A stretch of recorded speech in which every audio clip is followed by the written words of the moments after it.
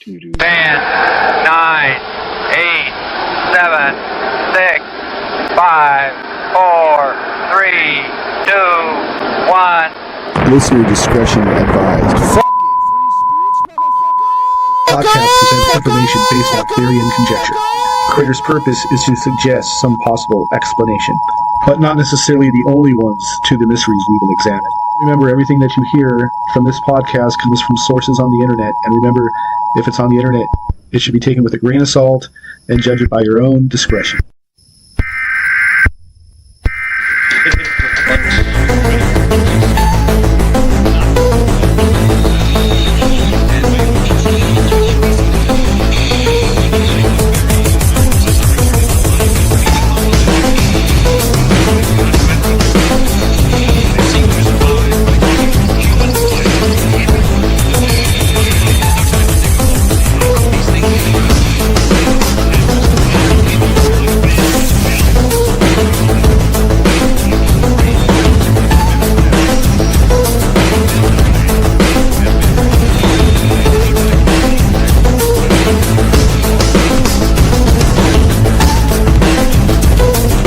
That there was something wrong with the world, the perception led you to research and ask questions, and those questions led you to answers which led you here, to this small pocket dimension in the dark corner of the multiverse. Welcome to the Of Dark Matters podcast, where we discuss topics of the occult, conspiracy, paranormal, and world news. And now, your hosts, Mojo the Mad and Dr. Clutch.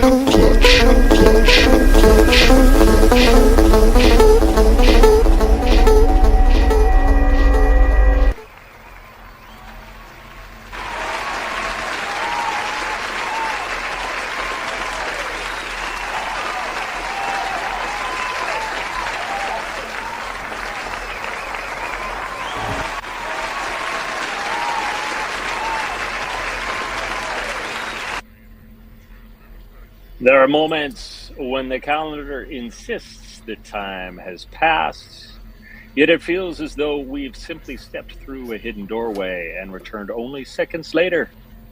For 2 weeks, the voices behind Of Dark Matters vanished from the airwaves. One disappeared into the forest surrounding South Skookum Lake, where campfires crackle, shadows move just beyond the reach of the lantern, and every sound in the darkness begs the question, what, pray tell, made it? The other journeyed north to the waters of Priest Lake, carving across glass-like mornings behind a ski boat, where the horizon seems endless and time itself slows to the rhythm of the wake. Different destinations, different paths, yet somehow the same strange current carried us both. Tonight, we've returned. The world, of course, didn't stop while we were gone. The headlines grew stranger, the questions grew darker, and somewhere between the ordinary and the impossible, reality continued to blur around the edges. In our first hour, we'll sift through the week's strange and unusual stories, from world events to the paranormal, from the occult to the unexplained, searching for the threads that connect them. Then we'll be welcoming our guest, Zack Black, founder of the Satanic International Network, researcher of the occult, explorer of altered states of consciousness, and a figure whose experiences have ignited conversations across esoteric and psychedelic communities to explore philosophy, symbolism, mystical experience, and the often misunderstood world of modern Satanism. Whether your beliefs are firmly grounded or your curiosity constantly pulls you beyond the map, you're in the right place. So dim the lights, silence the distractions, and prepare to step once again into Of Dark Matters. You are muted. You are muted. Okay, welcome everybody to the show. Welcome to the Of Dark Matters podcast. Looks like I got something on my nose. That's weird. I am Mojo the Mad. I am your host for this show, along with my co-host, Dr. Clutch. And yes, we have Zack Black coming on second hour. And if you look and pay attention to the bottom of your screen, we will be getting into some weird news, world news, just to kind of cover up The time for the first hour, because there has been some news that have reached since we were gone. Of course, I did a show on 4th of July. I don't know how patriotic it was or non-patriotic, but I'm not really feeling it that way anymore. But there we go. I'm here with you here this Saturday. We are back. Kick ass. And the crowd goes wild. Yes, they do.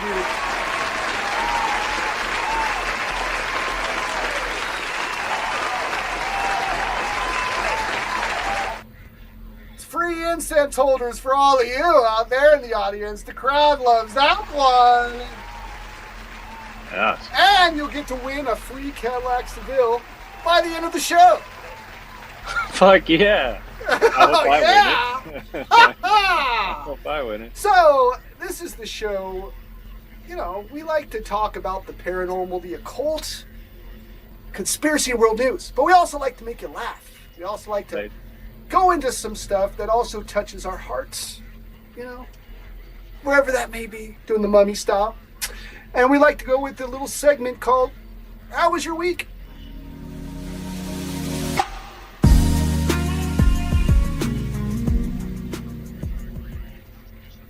Without further ado, Clutch, how was your week, sir? Very good. It's been a couple of weeks. Very good. Weeks. I got to do quite a bit of water skiing in Idaho. It was great.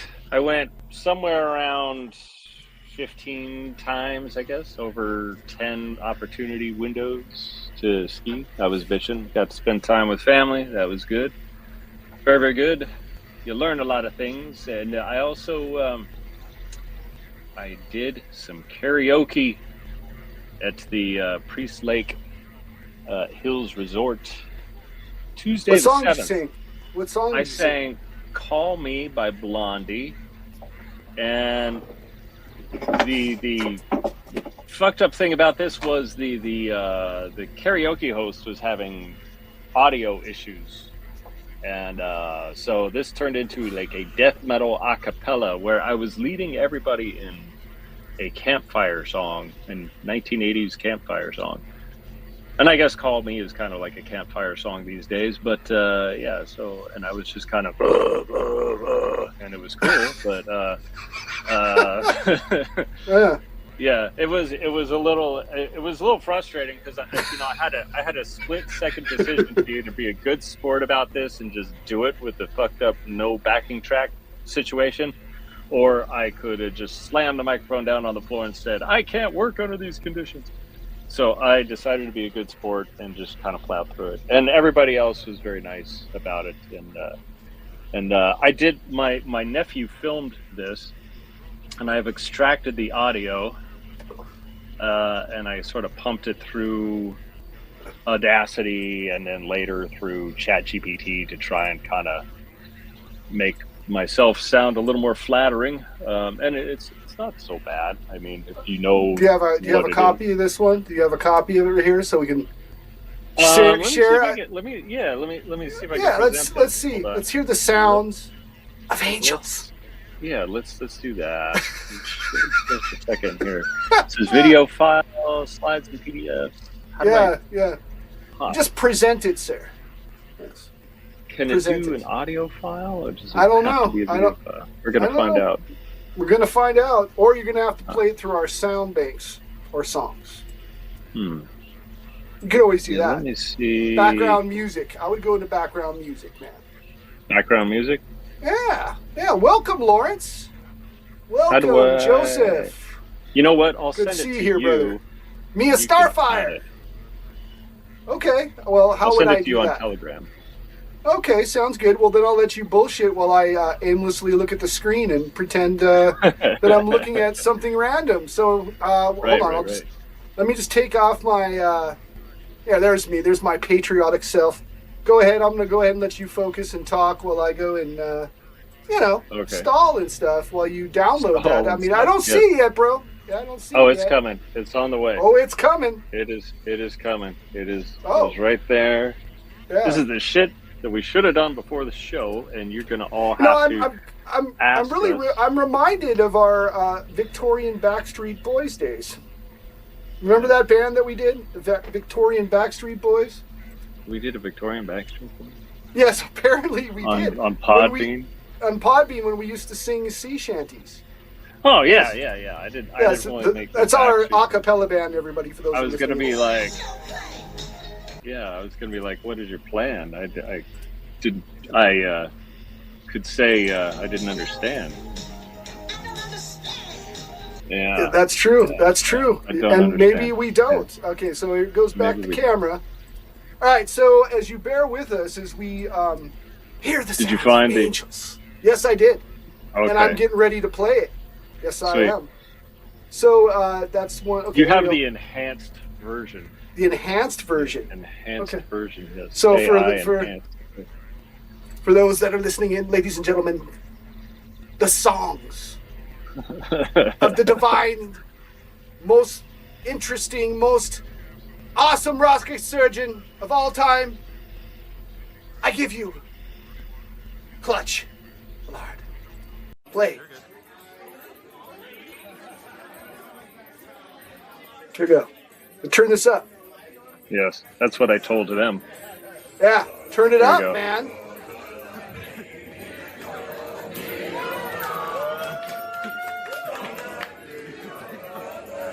That doesn't sound like you, Clutch. That's the crowd.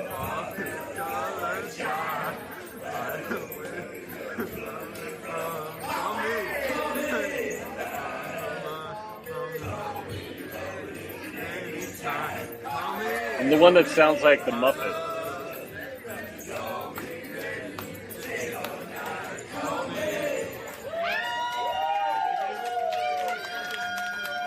Yeah. Shall I play more excerpts from this masterpiece? Well, you know what? You can find this on my website. If you go to clutchnificent.com, go to the About section, look for metal vocals. There we go. Yeah. All right. Good shit. That's karaoke at a resort without a backing track, without an audible backing track. You know, I could read the lyrics on the screen. And I kept telling the dude, I said, first of all, I need more volume. And then I said, yes. I said, what is your plan? And he just didn't have a plan. So no plan at all. No plan. So next year, hopefully the karaoke host has it in better shape so I can knock it out of the park better. But other than that, let's see what else happened while I was away, or what I was doing my last 2 weeks. It was mostly just that, and just kind of catching up with family, and it's been good. And now I'm back and trying to get back in the saddle and get my life organized again. Oh, did I tell you about my? I sent a demand letter to my HOA. Do tell. And before I went on vacation, the HOA vice president came around to harangue me about the letter I sent. And so for those of you that don't know, in this day and age, when you send a demand letter, this is like saying, like, send me all your money or I'm going to take you to court type of thing. And when people get these letters and they want to talk to you and like, let's talk it out, you are under no obligation to talk it out. You can always just say, like, please send anything you have in response to this in writing, so everything is documented. And that's what I said. And he was really pissed off. And I was like, well, it is what it is. Cry me a river. Cry me a river. So Indeed. Yeah, it was interesting. Like, and it's also I watched that video and I couldn't help at the 1 minute and 16-second mark. Oh yeah, I had to laugh yeah, at the man's expression for getting, realizing that he can no longer screw the people that live in your condo. You know? Right. Plus, I had all these cameras recording the fucking conversation, the interaction. I was just like, that's. I was like, I had to tell him. I was like, just so you know, you're being recorded while you're, you know, babbling at me. And he was like, that's okay. I was like, okay. Tell that to the judge when I present them this recording. So, have a good one. Yeah. Yeah, indeed. Yeah. Pretty exciting. So how was your past 2 weeks? How was Skokum Lake? Well, I've been working a lot. We're, for some reason, deciding to do this thing called Project Fun, which is not fun at all. No. Project Fun. It's not fun. No. Well, that sounds weird, like a contradiction in terms. Like if you turn fun into a project, is it really? Can it exist? No. Project Fun. No. Yeah. It was a misprint in the memo. That it meant the actual opposite. It meant like like hell on earth type thing. Yes, lots. I don't mind working. It's like okay, and then they try to tell me, well, no, this was like last year. I'm like, no, it wasn't like last year. This is far more advanced than last year.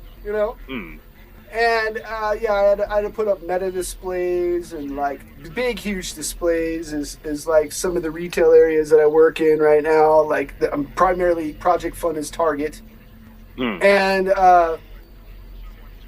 it's not fun. Went camping to Skookum Lake with Silva and the dogs.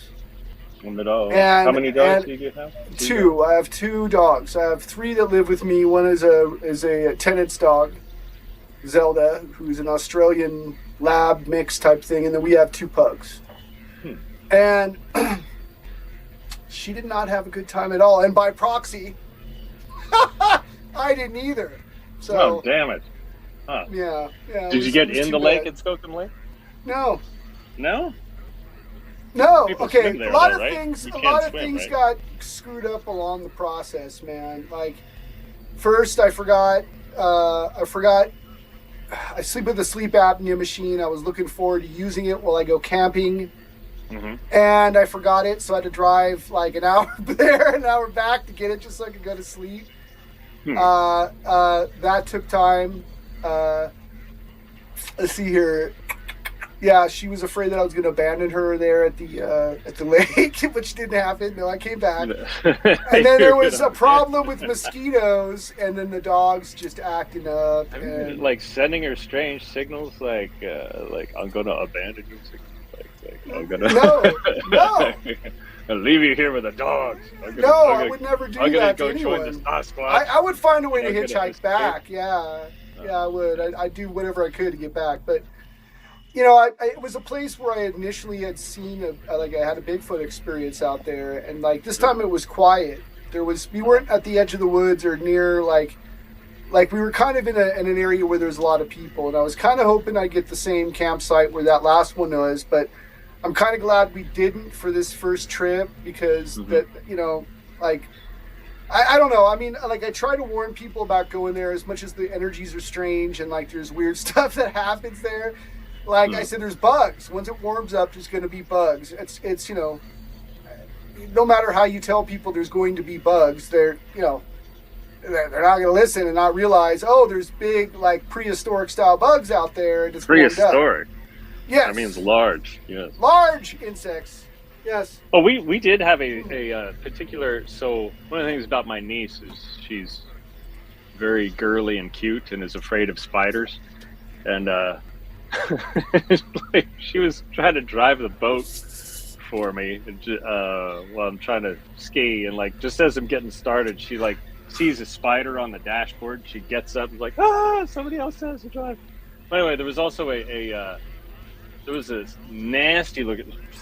Speaking of prehistoric, there was this nasty looking dock spider by the boat slip where we parked the boat. It was nasty, and it was kind of there all week. And my sister named it Samson. Nice. That's a good name. And I was thinking it would be a fun thing to do is like I'm gonna write a letter to my sister and her chickadees, and it's gonna be from Samson, from the lake. And it'll just be like, hey, I've been watching you guys, looking forward to seeing you next year. So I'm gonna write a spider's note. My sister's family, see how that'll be received. But I thought it'd be a cute thing to do. Yeah, I agree.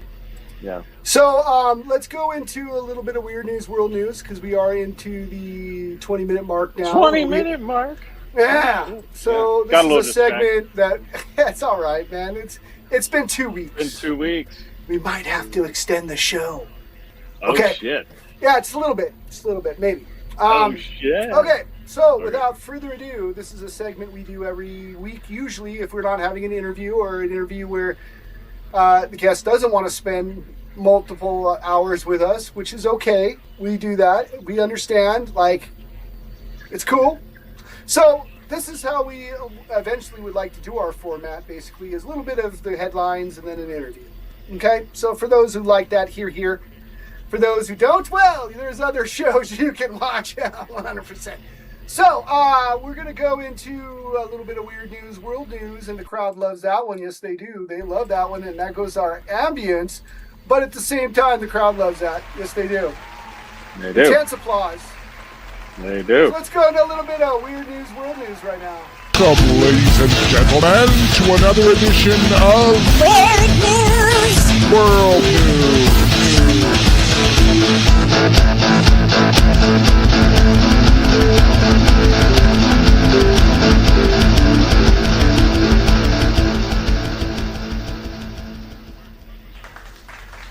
Yes. So this is where we take things, we strip it from the headlines, and we bring it straight to you. Some of this is theory and conjecture. You take it all with a grain of salt if you could. If you decide you don't like the opinion, well, then we have another one for you, because there's two of us. So without further ado, here is Dr. Clutch. Yes, so I figured we would kick this off with a little bit of good news for our weird news, world news. Good old Zionist stooge Lindsey Graham has died. Yes. Thank fucking God. If we can get more Zionist stooges to die, this will be a better world for everybody. And I figured maybe he's like kind of, he's going to start the process of boomer Zionists starting to die, and this is just a noteworthy one. So, you got to start somewhere in this thinning of the herd, and God decided to start with Lindsey Graham. And yes, so that's some great news. But did you know it was actually Lindsey Graham was killed by a Russian missile strike? Russian missile strike. And Mitch McConnell seemed to go away too. Oh, Mitch McConnell, what happened to him? He didn't die yet, did he? Or did he die? Did he already die? I don't know. I know that there's something going on with him. He was Is Mitch McConnell dead? God, we're just so... Let's find out. Let's see what the status is. Mitch McConnell. I think he's still with us. Yeah, unfortunately, he's still here. Rats. But I figure he's got to be next. Yeah. Yeah. And on top of that, we tried to use Boundless Authenticity Facebook this time. It didn't work again. Didn't work? No. Yeah, we're missing a channel. It's okay, though. I made sure I Zionist posted stooge interference? No, Yeah. Zionist stooge interference? So, kind of pivoting further, we've been talking a lot about this whole Tyler Robinson, Charlotte Kirk thing over the weeks and months and months and weeks, and I guess all that happened this year, but it seems like it's so much chatter in it. It seems like it happened a year and a half ago, but I guess that did happen this year. This whole alleged thing, but apparently it's starting to look like Erica Kirk's half brother is the Tyler Robinson. What do you think? Erica Kirk's half brother. Which would mean, Erica Kirk just gets spookier and spookier and spookier. If you're going to be something this Halloween, you could be Erica Kirk. Everything about that one, Mr. Batman. Huh? Yeah, she is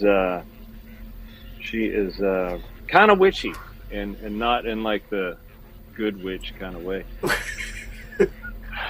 So, yeah, half brother.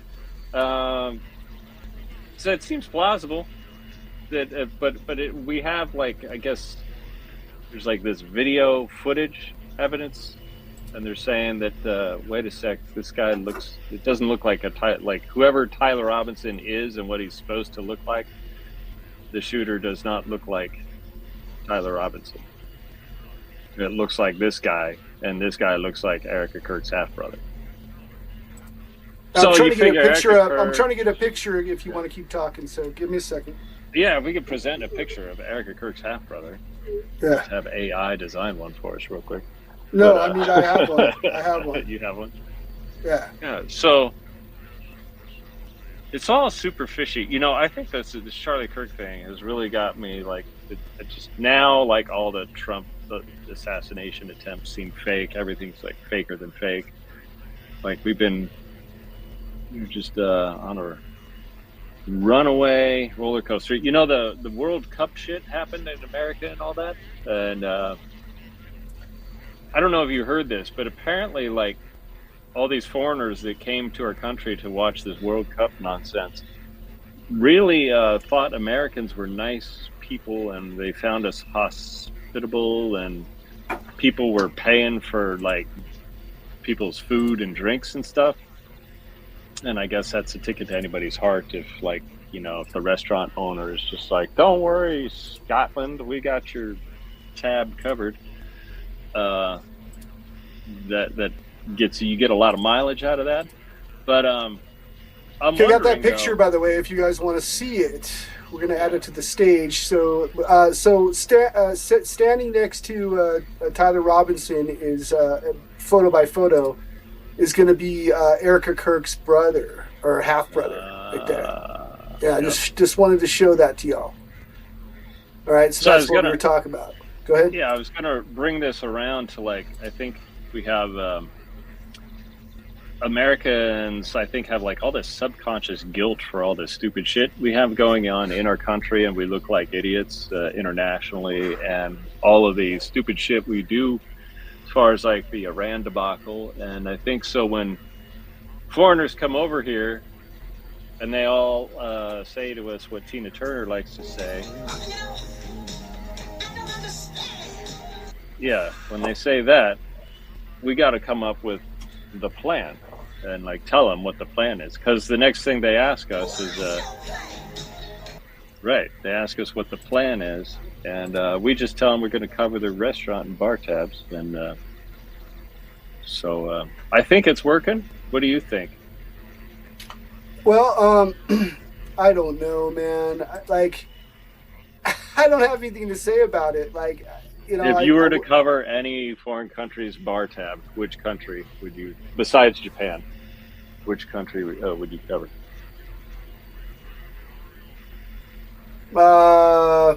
I probably Ireland.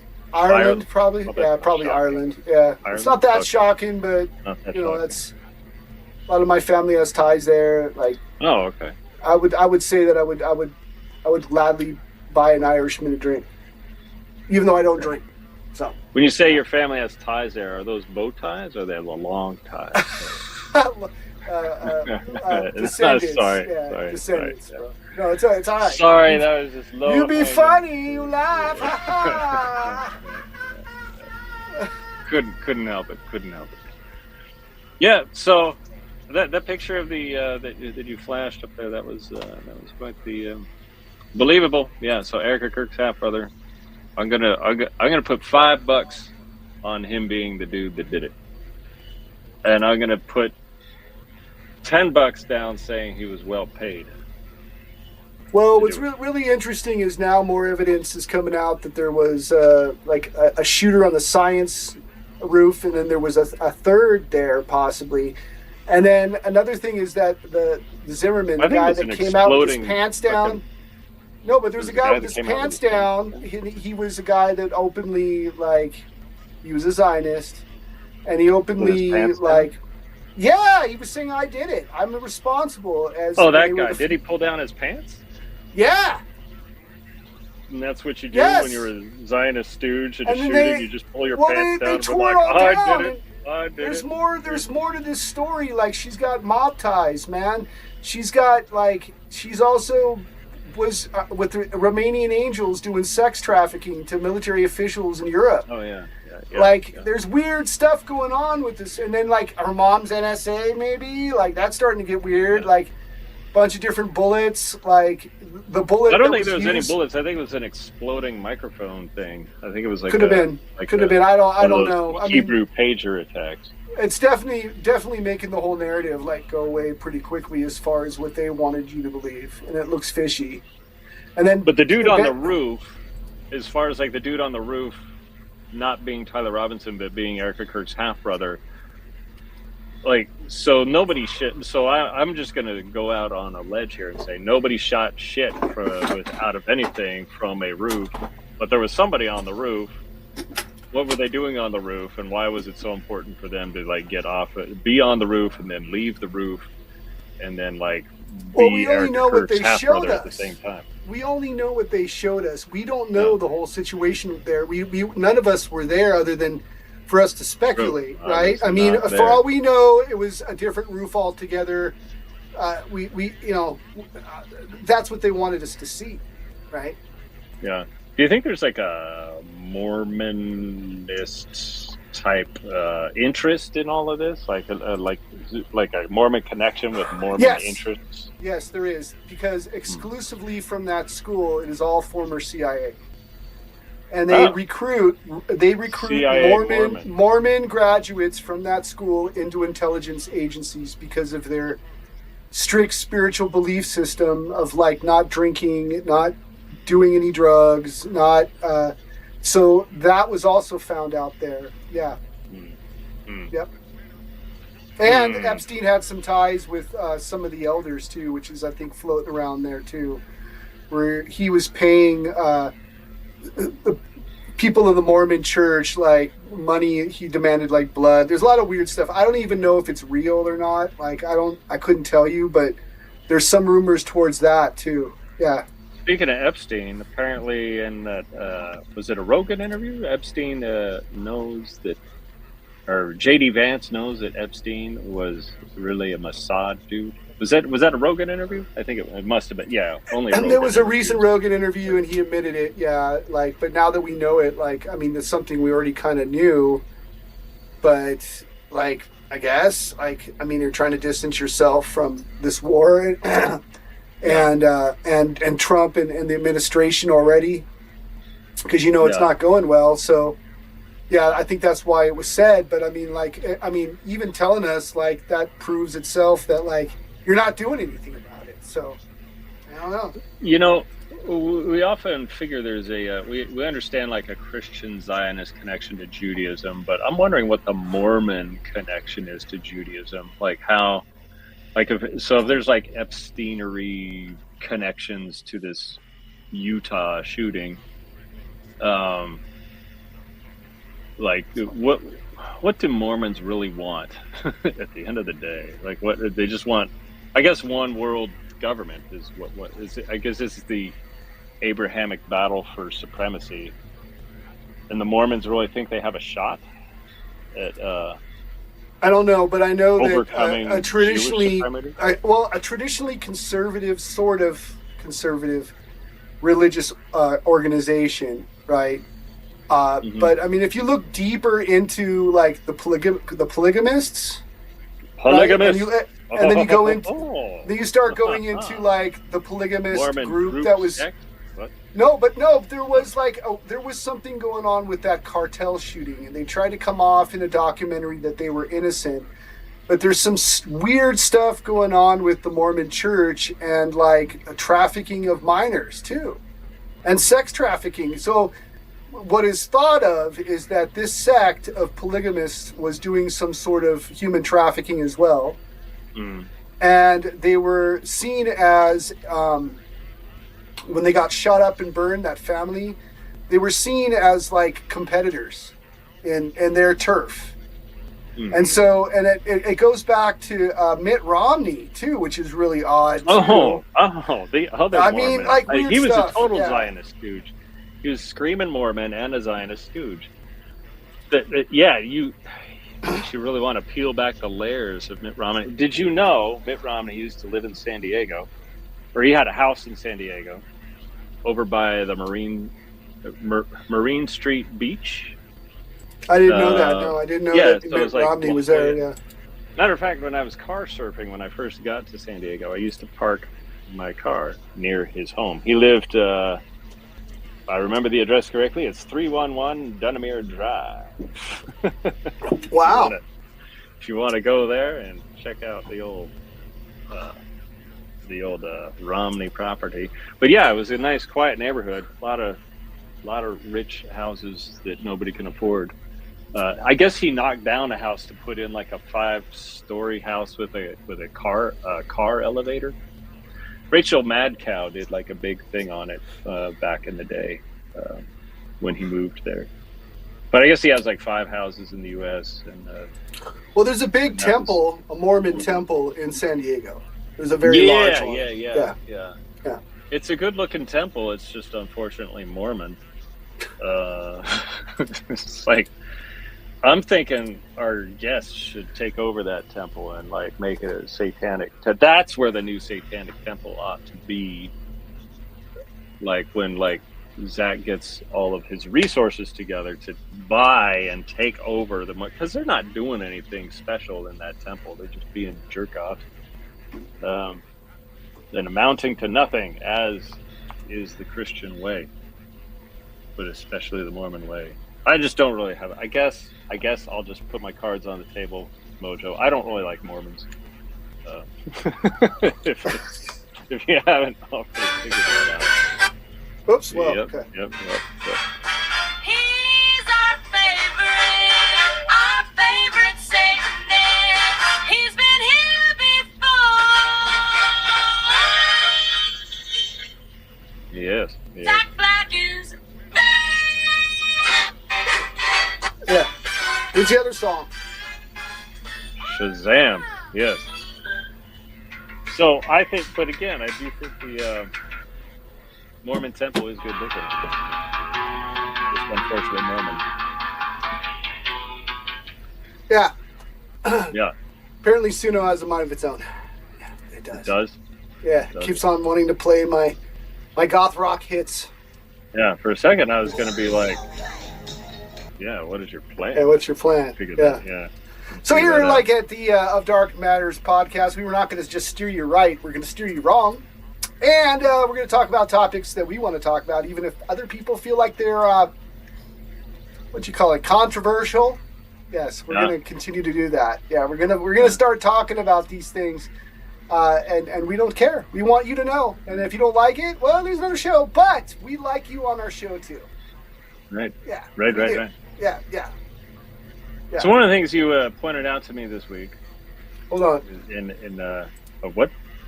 Hold on. Okay. We have. Let me just go. You go ahead and take care of this thing, and I'm gonna go to the chat real quick. So I'll let you deal with that. Okay. All right. Okay. So one of the things you've been talking about to get me alarmed, like every now and again, there's some climate thing we got to worry about, plus the occasional meteor. Of course, we have our meteor asteroid cult that we're still trying to add legs to. For we're in the T-shirt making process for the asteroid cult, but there's currently no official memberships you can buy just yet. But we'll get there. But in addition to the pine beetle problem and fucking Colorado Rockies turning the forests red, and Gen Z worried about climate change and throwing paint at paintings to make them more painty. Mojo brought it to my attention that there is a doomsday glacier in Antarctica. A doomsday glacier that's just going to break off, melt rapidly, and just, break off and melt. And melt and melt. It'll be melting so fast you're just not going to be able to this. So tsunamis everywhere, etc., etc. And your beachfront property, they say, is just going to have to be. You're going to be pushed back a few meters because there's going to be more water. I don't really buy that there's going to be more water in the ocean, though. I haven't really bought the sea level rising. What do you call it? The sea level. I haven't bought the sea level rising. Yeah, I haven't bought into that just yet. I haven't. I don't see that as a thing. Some people do. Some people think, oh, you melt glaciers super fast. I think it has more to do with like the weird planetary alignment that's coming up and has been coming up in different areas that puts on gravitational forces. We've had a lot of solar flares going on. Wait a minute. We were talking about planetary alignments. Yeah, there's a new one coming. When is the next? There's a new one coming. Yeah. And then on top of that, like massive solar flares triggering earthquakes. I mean, huh? When is the next planet? I'm checking this out. When is the next planetary alignment? Let's find out. Searching the web here. All of them. It's going to be all of them. So, this will be August 12th. So there's a planet parade, August 12th. This year, you're not wrong, Mojo. This year, planet parade. What to expect on August 12th, 2026. Around 30 to 60 minutes before sunrise, and best viewing window depends on your location. Planets involved: Jupiter, Mercury, Mars, Saturn, Uranus, and Neptune. Of course, we say Uranus the right way on this broadcast.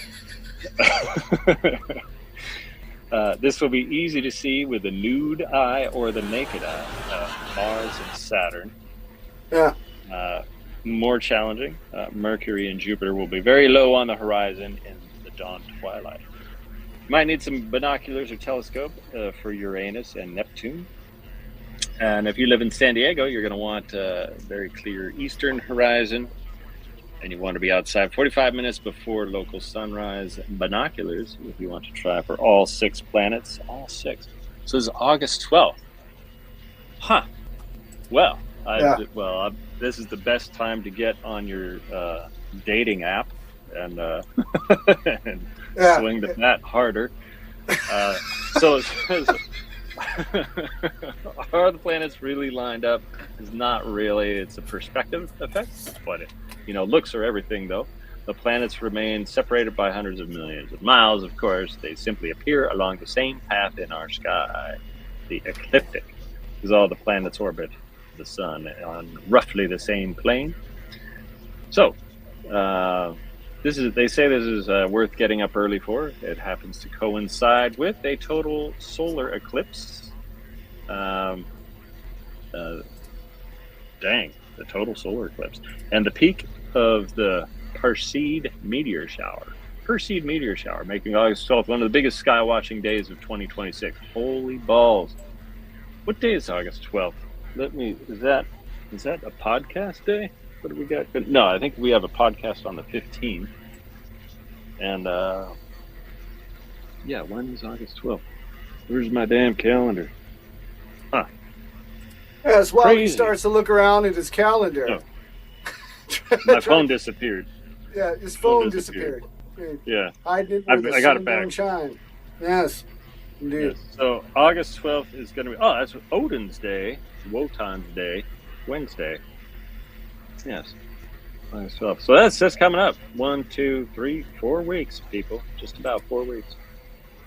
Oh, well, shit. We'll definitely be talking about that beforehand and afterwards. See whether more Zionist stooges get taken up into some kind of Zionist stooge rapture, or if Mormons interfere with shit some more, and what have you and so forth. There's a lot of there's still continues to be chatter about Freemasonry, and I still haven't bought the Freemasonry conspiracy. I just don't see it. I see Mormons as having more interference than Freemasons. Just gonna float that out there. Try that on, see how it fits. Did you ever think about that one, Bat? That's right. So, what else do we have in the news? So we talked about Lindsey Graham. We talked about Epstein, the NDAA, and the possible UAP connection and disclosure. Yes. NDA, and you brought this to our attention, and you had sent quite a bit of research on this. Let me see if I can dig this up. It came from like when I watched the Danielle Sheehan and I started piecing it together. Before it was like I wasn't paying attention really. But I know I do realize that Marco Rubio had signed UFO disclosure into the NDAA the last time Donald Trump was in the presidency. But then it came up again under a Daniel Sheehan video where he's talking about, he's a lawyer, like a lawyer that does like criminal justice and has worked on different cases dealing with like Silkwood and a few others, right? Where he's gone deep into like federal cases. And so he starts mentioning the NDAA. And then just previous to that, I watched Age of Disclosure, right? That was the documentary with Luis Elizondo and some of the other, Hal Puthoff and a few others, right? And one of the things they mentioned was that we have to see. There's been a lot of criminal stuff going on with whatever this is, right? Yeah. And I think it's we have this new theory that. Go ahead. I just want to explain a little bit. Let me just finish this real quick and I'll end it real quick. Okay. I think there's something going on here. Okay. Because the first thing I did was I looked up how many politicians on both sides that are trying to push for this disclosure are getting AIPAC money. And it was all of them. Except for maybe one. Okay. Right. And then we start to talk about this merger that's happening, that is being passed quietly through the bill, which is to continue to fund Israel, but also share our technology with them and merge our militaries with each other. In a sense, basically taking away a lot of control that the president would have if it wanted to pull out of any Middle Eastern war or anything like that. So this was my theory, was it connected? So go ahead, take it away. Yeah, so this is like a limited, the UAP disclosure thing is kind of devolves into like a limited hangout or a distraction operation. So the real goal is to normalize advanced non-human or reverse engineered technologies while accelerating secretive U.S.-Israel military integration under the cover of transparency and national security urgency. So the NDAA serves as the perfect vehicle. Because it's a massive must-pass bill packed with classified riders that receive minimal scrutiny. So the key connections here, there's the shared legislative vehicle and timing. Both the UAP Disclosure Act amendments and the Israel Defense Technology Corporation Initiative appear in the same NDAA cycles. So this is a national defense authorization stuff. So in this scenario, UAP language creates public excitement and media buzz. Congress is finally revealing UFO secrets! ! So this draws attention away from drier but more consequential actions on deep U.S.-Israel Hebrew tech fusion, joint research and development in AI, autonomous systems, directed energy, data fusion, and co-production. Opponents like good old Thomas Massie and Kana tried stripping the Israel provisions, but the broader bill with UAP optics still advances. So the disclosure push provides bipartisan cover and urgency. For example, we need transparency on exotic tech, which conveniently aligns with integrating Israel's cutting-edge innovations. Kind of super fishy. Smelling fishy. So technology overlap and exotic origins. UAP whistleblowers have alleged crash retrievals, reverse engineering programs, and non-human intelligence tech. In the conspiracy framing, some of this unknown origin tech is actually joint US-Israel black projects. Disclosure creates a controlled narrative. So, for example, release sanitized UAP files to acclimate the public to amazing new capabilities, while the NDAA merger embeds Israeli systems into U.S. platforms. So it's kind of like, don't pay attention to the man behind the curtain, or don't let the left hand know what the right hand is doing, that kind of thing. So we have like UAP is just a big psyop.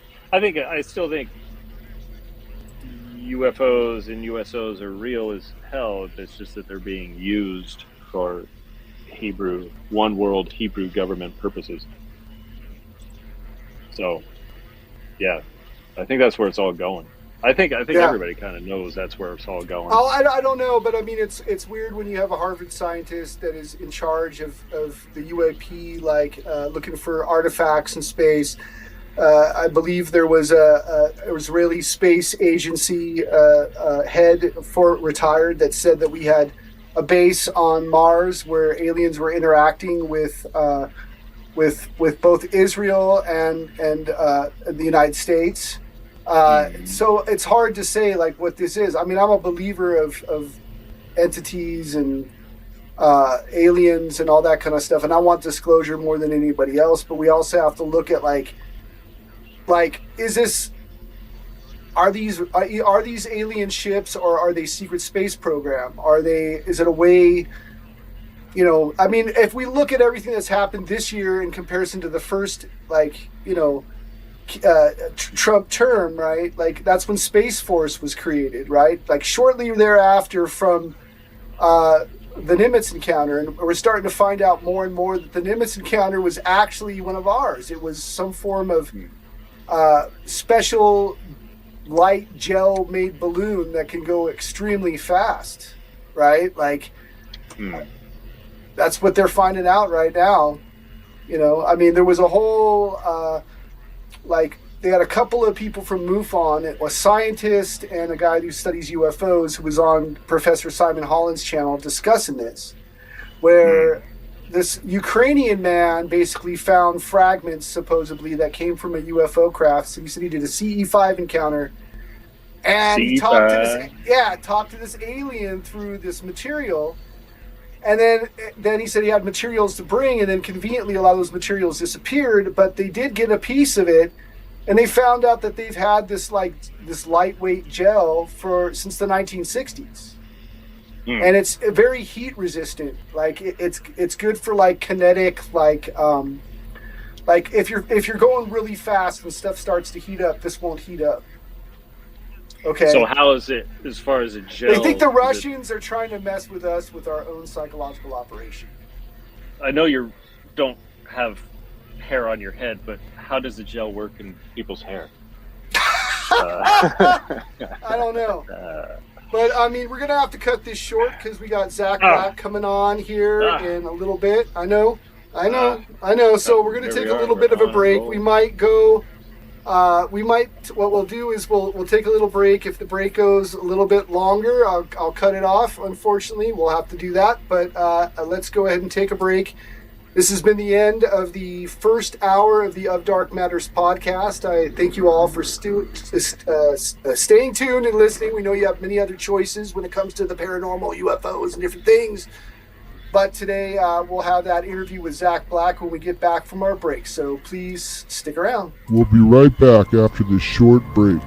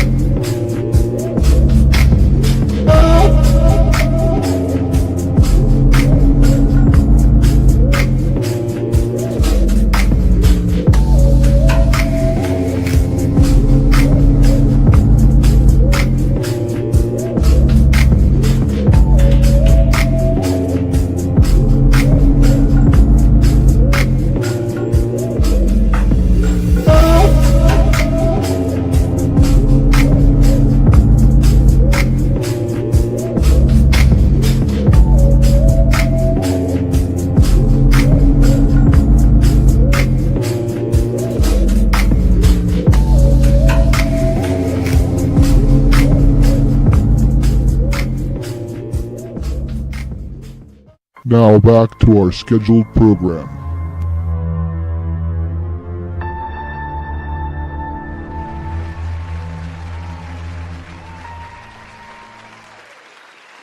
Yes, welcome back to the second hour of Dark Matters podcast, where we got a special interview with our favorite Satanist, Zack Black. Yes, and I want to make sure that we give him the warm welcome he deserves with his own special returning music soundtrack. Here we go. Who's going to do it? Our favorite Satanist. He's been here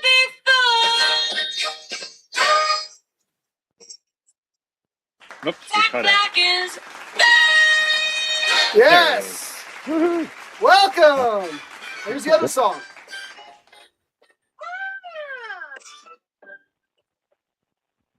Yep. Some of it cuts out. He's our favorite Satanist. He's been here before. Zack Black is back. Yeah. Let's get some applause from there. Yeah. Okay, we'll do it. There we go. Wow. A little bit of that. Yeah. Welcome back, Zack Black. Welcome back to the show. You've been on all incarnations of my show. Oh, How's that feel?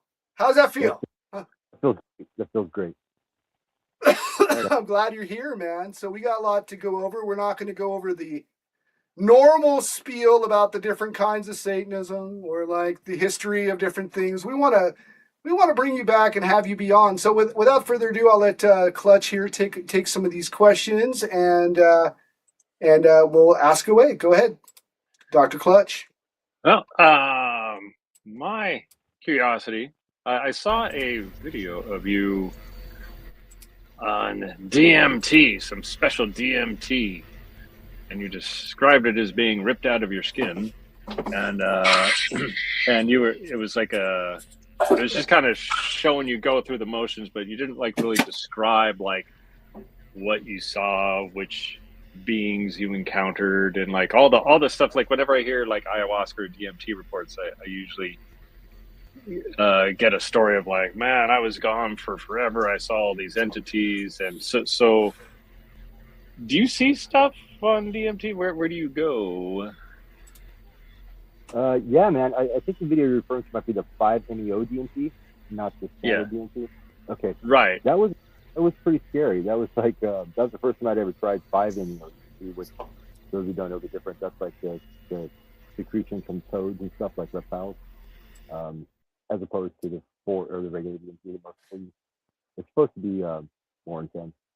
I didn't like it. I wasn't really prepared for it. When I ripped out of my skin, it was like that's what it felt like. It's like as soon as you hit it, it was like all of a sudden everything went white, which is strange. Wow. Kind of, yeah. I didn't see any entities. I didn't see anything really, except they just like went white, and there was like a disconnect in your body. Like all of a sudden, I couldn't tell if I was breathing. I couldn't feel my heartbeat.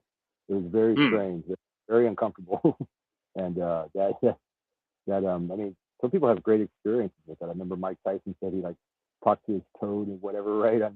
I heard that on Joe Rogan once, but Oh, gnarly. not me. There was no toads, there was no aliens, there was no peace-loving hippies, nothing. It was just white and kind of scary, and so just disconnected from myself. I wasn't sure if I died, and it took several minutes for me like to be able to kind of regain my bearings. There was a strange experience. I'm going to try it again though, in a different environment. Now that I know what to expect. Will it be the same type, or will it be like regular DMT when you try it again? Or? Oh, I do regular DMT quite a bit, so whenever I can, when it's available. But no, it'll be the same 5-MeO DMT, which is harder to get for me anyway. It's more. The regular DMT though, I've had, the experiences are kind of like depending on how much you really do and how you do it. Some people, if you want to do it to like go see aliens and like leave your body type, that's I've done that too, and that usually kind of ends up. I've never really seen any aliens specifically, although I did have the sensation once, probably because I was anticipating seeing aliens, that I was on like some operating table and somebody had like a metal probe, and was like pushing it into my head, which was gnarly. Yeah, it wasn't painful, but they were kind of like in a doctor's outfit type thing. But I got this weird impression that they weren't human.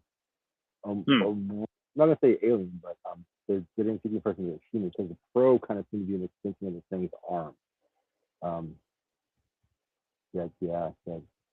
kumbaya. Would you say?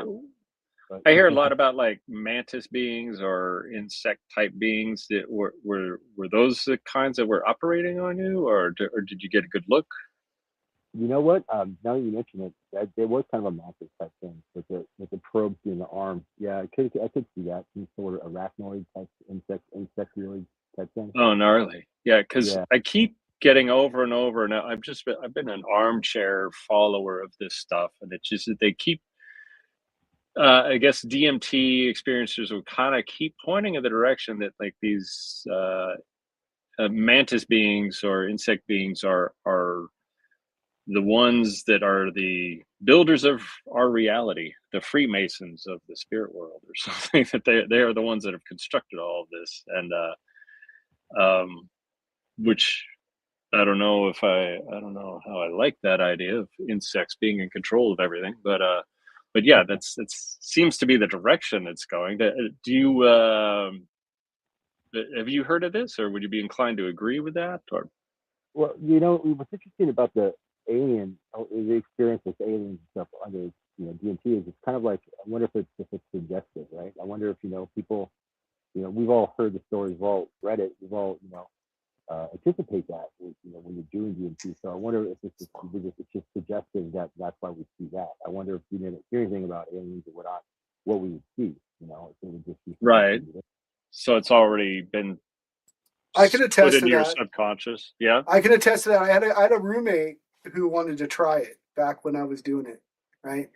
And she was obsessed with this boyfriend of hers. Couldn't stop talking about him. Couldn't stop thinking about him. And during our whole trip, all she could do was see his face spiraling around. So there's something to say about the suggestion aspect of it too.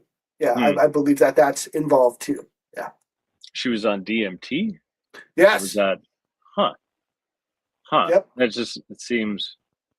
There's every once in a while it gets weird. Now that's going to be a question I'm going to ask Zack here after you're done. But every once in a while it gets like weird, like what the hell was that type of thing, or like a shared experience or whatever. But like sometimes for those that are unprepared for, and the reason why I turned down our background music is because you kind of sound just a little muffled there, Zack. I'm not criticizing you.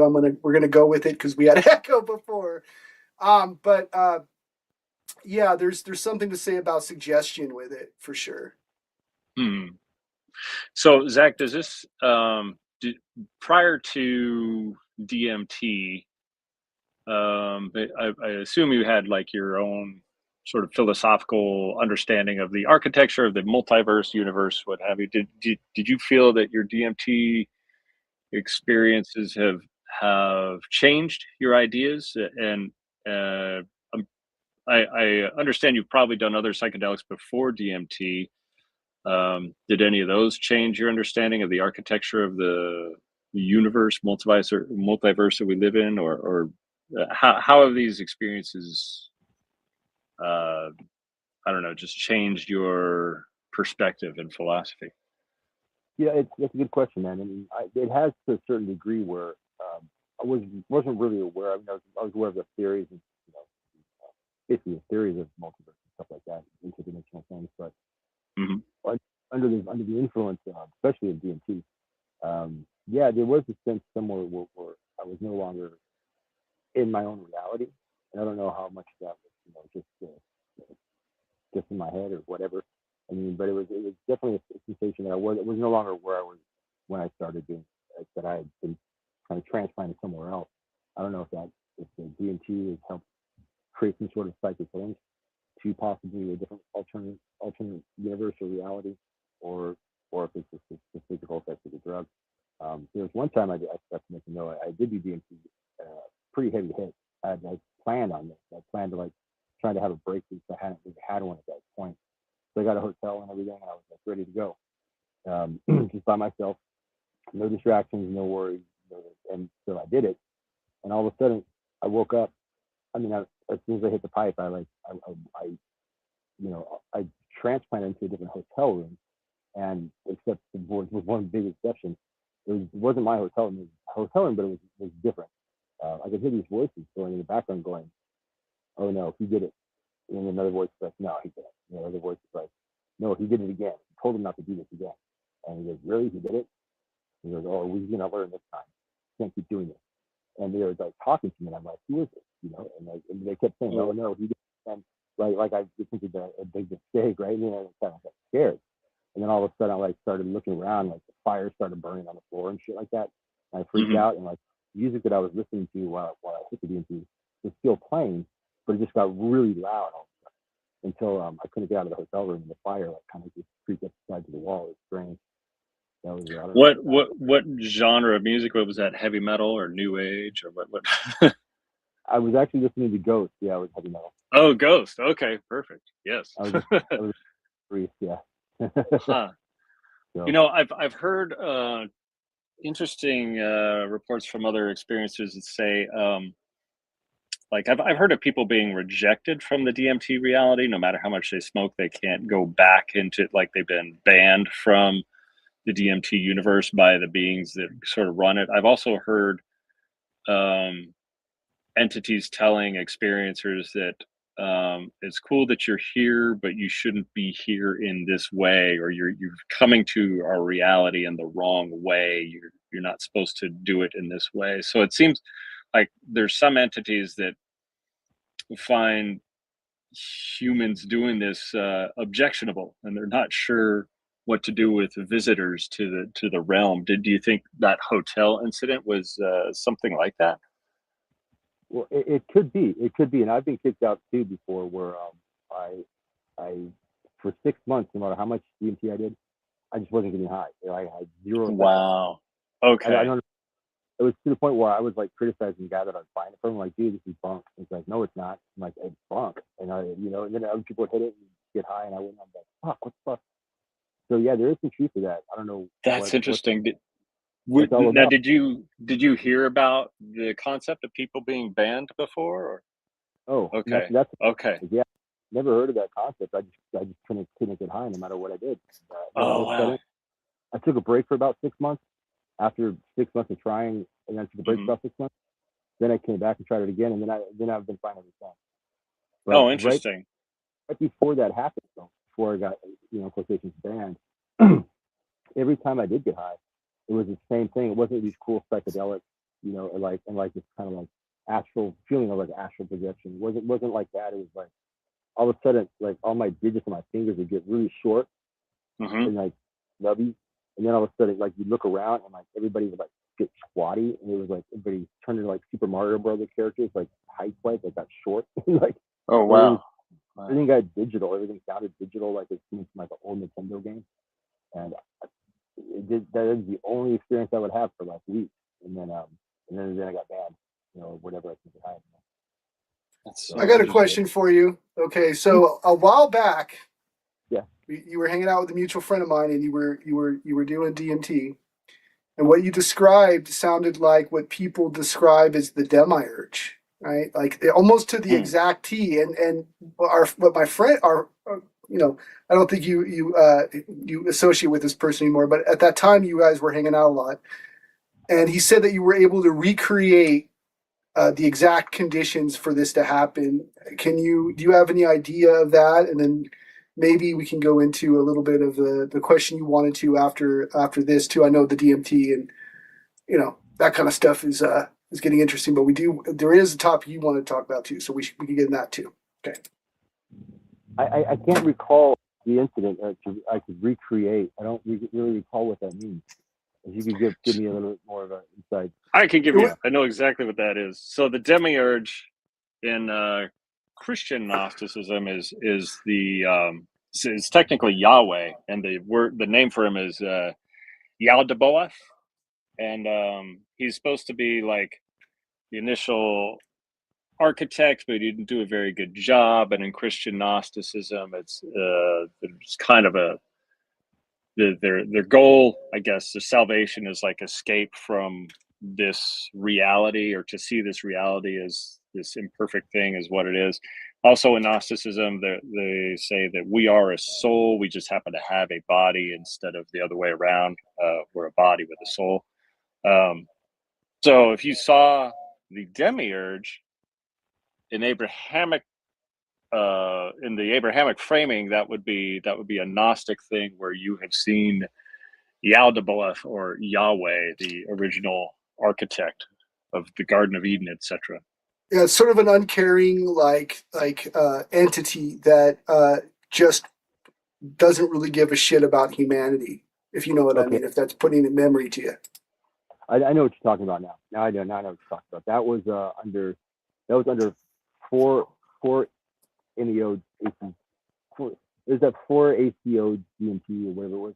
Wasn't like the standard type of DMT, but I mean I guess it was still DMT. It was, but it's more like mushrooms. It was like it's more like that type of psychedelic, but it's classified as DMT. But the way you do it is you snort it instead of like smoking it or whatever. Anyway, yeah, that was a weird thing. I don't know how much I was doing. So I've never done that much. So I just probably shouldn't have been. I was like doing like big lines, like I was doing blow or something. This was fucking psychedelic. And all of a sudden, it was like I got like this really a kind of depressed feeling, but I could feel like something like a presence around me. But it was the weirdest thing. It was like all of a sudden I could feel like I understood the fabric of the universe, like what dark matter would be, or like what was binding us. But there was a feeling that somebody was watching me. Somebody was aware of what was going on, that I was there. And this feeling, this entity wasn't. He was responsible for the entire reality, entire world, entire universe. He was responsible for us, but he was indifferent towards us. We were like kind of like just there. He didn't hate us or love us or like us or dislike us. He was just indifferent, like uncaring, kind of cold. So that would be a demiurge. Yeah.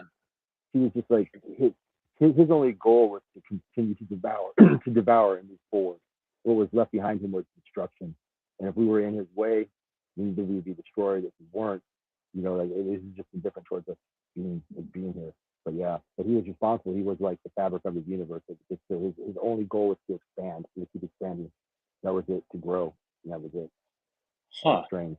Kind of Which is exactly that's exactly what the religion of science kind of says. The universe is expanding, and like there's everybody that in the self-help community is all like they're focused on growth, and it's like, what's the point of growing? Well, endless growth is everything. We got to grow the economy, grow the planet, grow our territory, grow your business, grow your relationship. Everything is growth. So it's very interesting that entity is like super consumed with growth and not giving a shit about anything else. It's very much like a lot in the human spirit, especially if you've ever had to work for a sales company or something. But yeah. Okay, my next question. All right, so you wanted us to bring up Legion of Skanks. This is something we have not talked about before, and I believe that was a topic that you were dealing with back when we were doing the Podbeam channel. And so for those who don't know what Legion of Skanks is, it's a large group of dirty, wanting women, and also a podcast in New York. Right. And apparently this podcast took your legendary story of taking 30 hits of acid. Am I correct? And what's going on with that? And I understand you wanted to be on the show so you could discuss it and call it out and whatnot. I'm actually having better time talking about the UFOs and DMT stuff, but I guess I'll touch on that real quick just because you did take the time to bring it up. Basically, I got a couple of years ago, I think it was 2013. I'm sorry, 2023. So a few years ago, the Legion of Skanks guy, Luis Gomez, he got on a Joe Rogan show and he told a story about taking too much acid. And I didn't hear it firsthand at first, but people started commenting on my video. Hey, have you heard this guy? He's up there telling your story. I went over to listen to it, and I had never heard of anything like that previously. And I was like, whoa, shit. He did. He basically took all the key elements of my story, right? Like, it even like basically said as I said it, like almost verbatim certain things of it. There's a hip. Holy shit. How the duration of it. I mean, all the key elements of the story. Changed a few details of it, and then retold it. And I started looking into it a little bit more, right? I mean, I wasn't like super upset about it. I was like, wow, that's kind of like, it's on Joe Rogan and tells kind of a redone version of my story. And then I looked at it and I looked at his YouTube. The same story that he told on his YouTube, which only had like 20,000 views. It was called 20 Hits of Acid, right? I mean, it wasn't even more obvious, right? Then he named his story 20 Hits of Acid or minus 30 Hits of Acid. But on Joe Rogan, it's called 3 Day Long Acid Trip. Apparently they probably changed the name to not make it so obvious, right? So I kind of called the guy out, and then the guy like of course denied it and talk shit, and then he challenged me to get on his podcast and debate him about it. And so I agreed. I accepted to get on there, and then he went silent, never said anything, and then talked shit like, oh, he chickened out, like, you know what I'm saying? It was like, what? Like, he invited me, he called me out to the stuff, and then I show up, and I'm like, okay, I'll do it, and then nobody responds, like nobody will say anything. It's just it was just some silliness, and then he's got a bunch of fans. He has quite a bit of an audience, to go and flag down my video and report my video drug related and inappropriate and this and that. So I got some filter now restriction on my video. So YouTube doesn't share it anymore. And he somehow, and then he paid my video has 9.5 million views.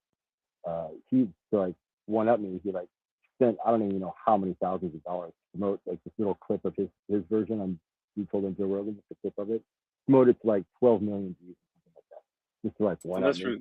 Okay, so and then for those who don't know what that it's all about, just give us a little bit of a brief rundown of what the 30 Hits of Acid story is, so that people can understand, get some reference.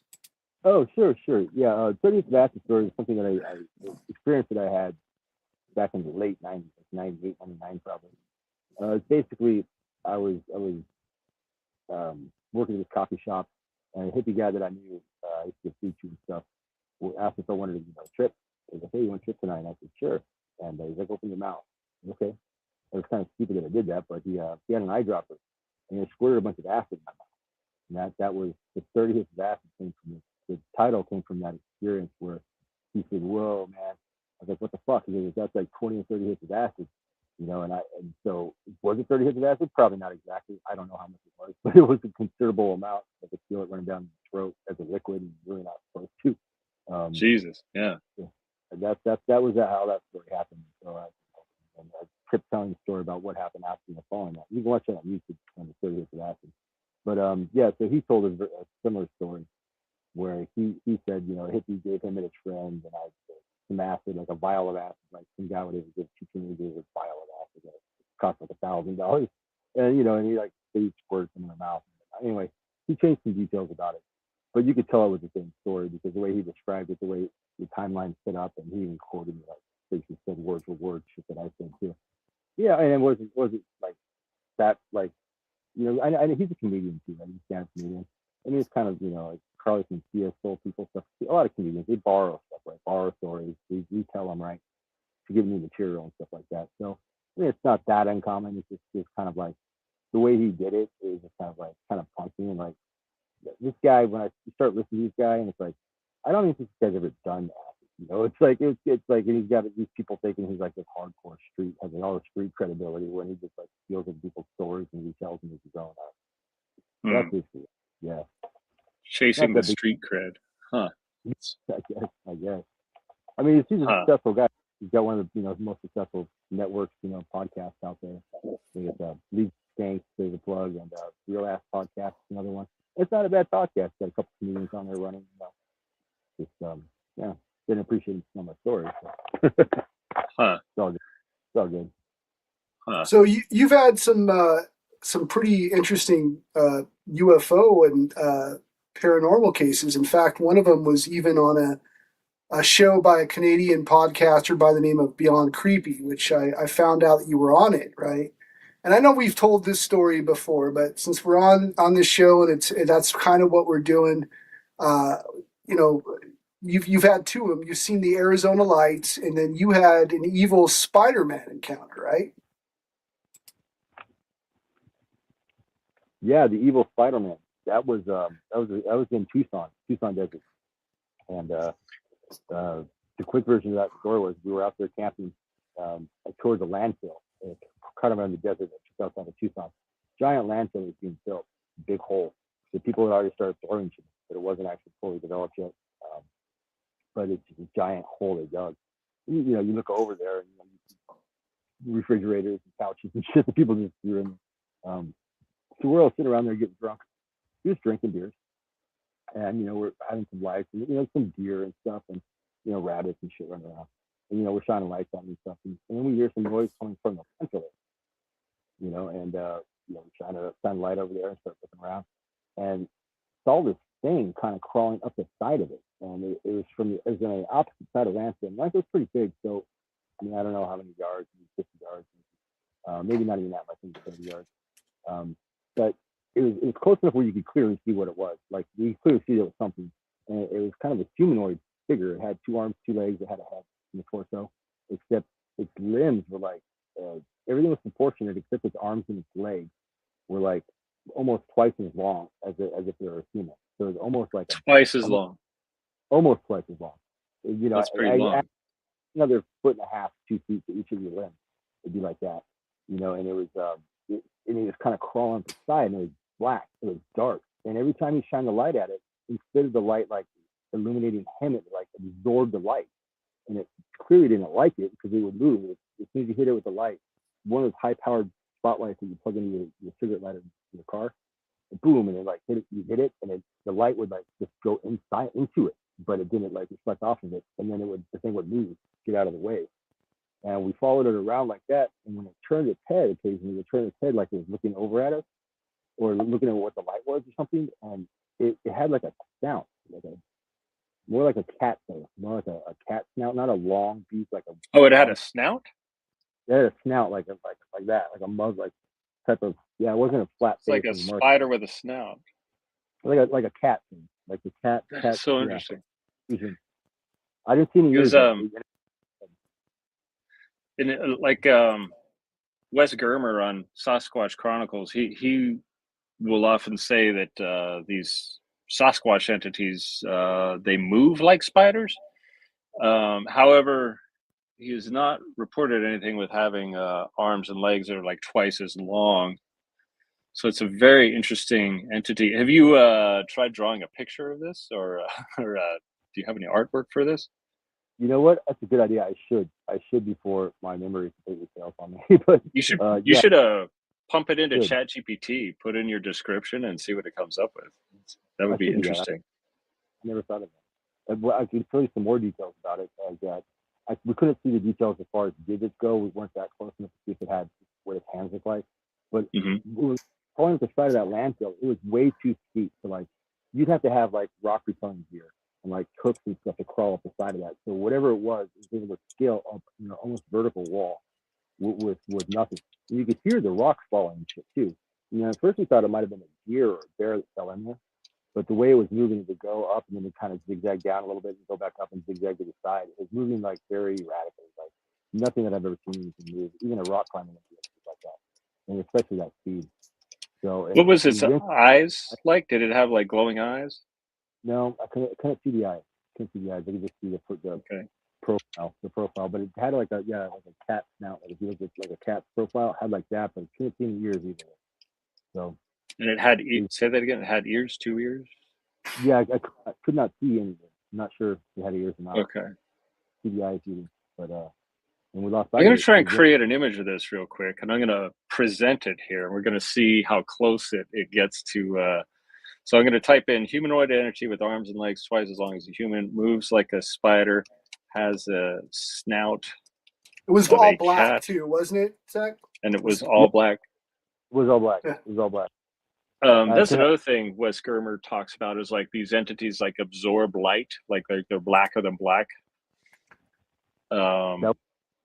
See, and I had never heard of this before. When I at the time when I saw this was like 2009. I'd never heard of anything about entities, so there was no suggestion going on here. This is just basically what I saw. Since it does match other common descriptions, at that point I was unaware of that. To kind of rule out the whole suggestion thing.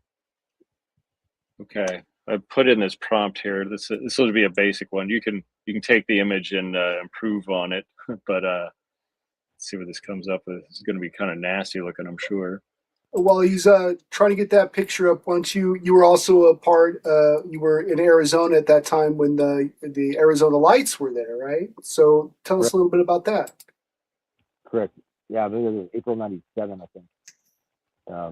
Yeah, that was basically, I was delivering pizzas and just driving around delivering pizzas, and all of a sudden the traffic was getting weird. People were stopping on the side of the road. People were stopping in the middle of the road. I'm like, what the fuck? I thought maybe it was an accident or something ahead of us, right? So I decided to pull over because it's obvious that I'm like looking around and I'm missing something. It never occurred to me to look up though. I'm like looking, at level like thinking it's an accident or fire or something. Pull over and I get out, look around, and then I notice people are actually looking up. So I look up, and there's like 6 or 7 lights, and they're in a triangle formation. They're flying like almost over downtown. From where I was at, it looked like they were flying close to downtown or the airport, which is right against downtown. And the difference though is these lights, when it was going through like kind of like not clouds, but you could see it at certain angles. It was passing through, I guess, the clouds. You could tell it was connected. At times, it appeared as if you could see the outline of the body of this craft, and then other times it just looked like lights, and then you could see almost like, I don't know if it's fading in and out or what, if it's like trying to cloak or uncloak, but it was clearly at some point you could see that it was all connected. And the thing was huge though. It wasn't. You could. We were close enough that you could tell by gazing from like a regular plane or something. This thing had to have been like 50 times the size of us. It was massive. It was massive, and it was flying at an altitude that normally planes would fly. So you kind of get a general idea of the distance, or how its size, and it was massive. It was at least the size of 50 planes. What it was, I don't know. And we watched it, and then the lights would slowly blink out, and that was it, and then it just went away. But it cruised through the whole city, so probably sighting was probably about 5 to 10 minutes long. I mean, it took its time. It wasn't a big hurry. It definitely moved. And it didn't descend. It didn't descend like flares, like they would say. That's actually pretty similar. Maybe the limbs weren't quite that long, but it was very similar to that picture of the U.S. posted. That is nasty. Yeah. Yeah. This has 6 limbs, but you're saying this probably only had 4 limbs? It only had 4, but the limbs weren't quite that long. But if you cut off like right where it has knees, if you were to cut off the limbs right at their knees like there, I mean, the knees like below closer to its foot, that joint. Yeah, so basically shorten that by like 3/4, or shorten it by a fourth, and that pretty much is it. That's pretty much it.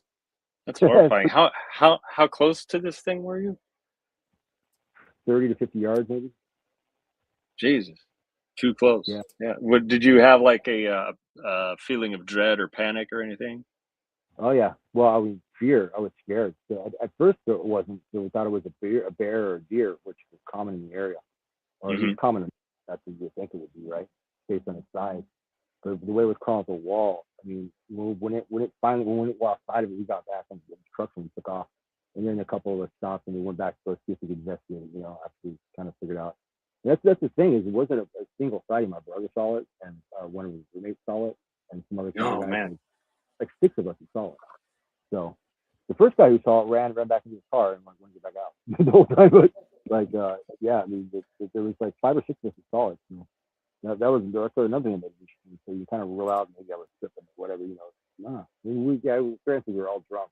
Drunk people don't believe typically.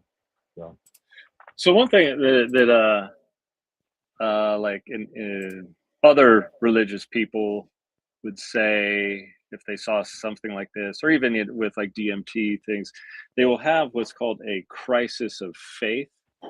What is that like? Did you get like a crisis of faith as a Satanist, or what is the I guess what's the Satanist version or interpretation of when you see stuff like this, or have like moments of fear, dread, panic, or just being having your understanding of the architect of the universe being changed by a DMT trip? Do you have like some type of crisis of faith moment, or what happens as a Satanist? Well, seeing that I don't believe in God, or I don't believe in the devil per se, like in a Christian sense or anything like any religious sense or biblical sense, it didn't really conflict with what I believe, because I'm pretty open to like as far as like external forces beyond our perception or beyond ourselves. So it really didn't really challenge or shatter my faith or my philosophy in any way. It just more so added to the unknown aspect that, we really don't know shit. We are kind of stupid monkeys because I have no fucking clue what that thing was, and I can't even begin to describe it. I can't even speculate on what that could have been. Right. Interdimension. Was it something from the ground that they dug up? They got pissed off in the landfill? Who knows? Was it undiscovered? Like, was it a Bigfoot? I don't think so, but I mean, so it kind of made me realize we think we have an understanding of our reality, but we really don't. We really don't know a whole lot about it.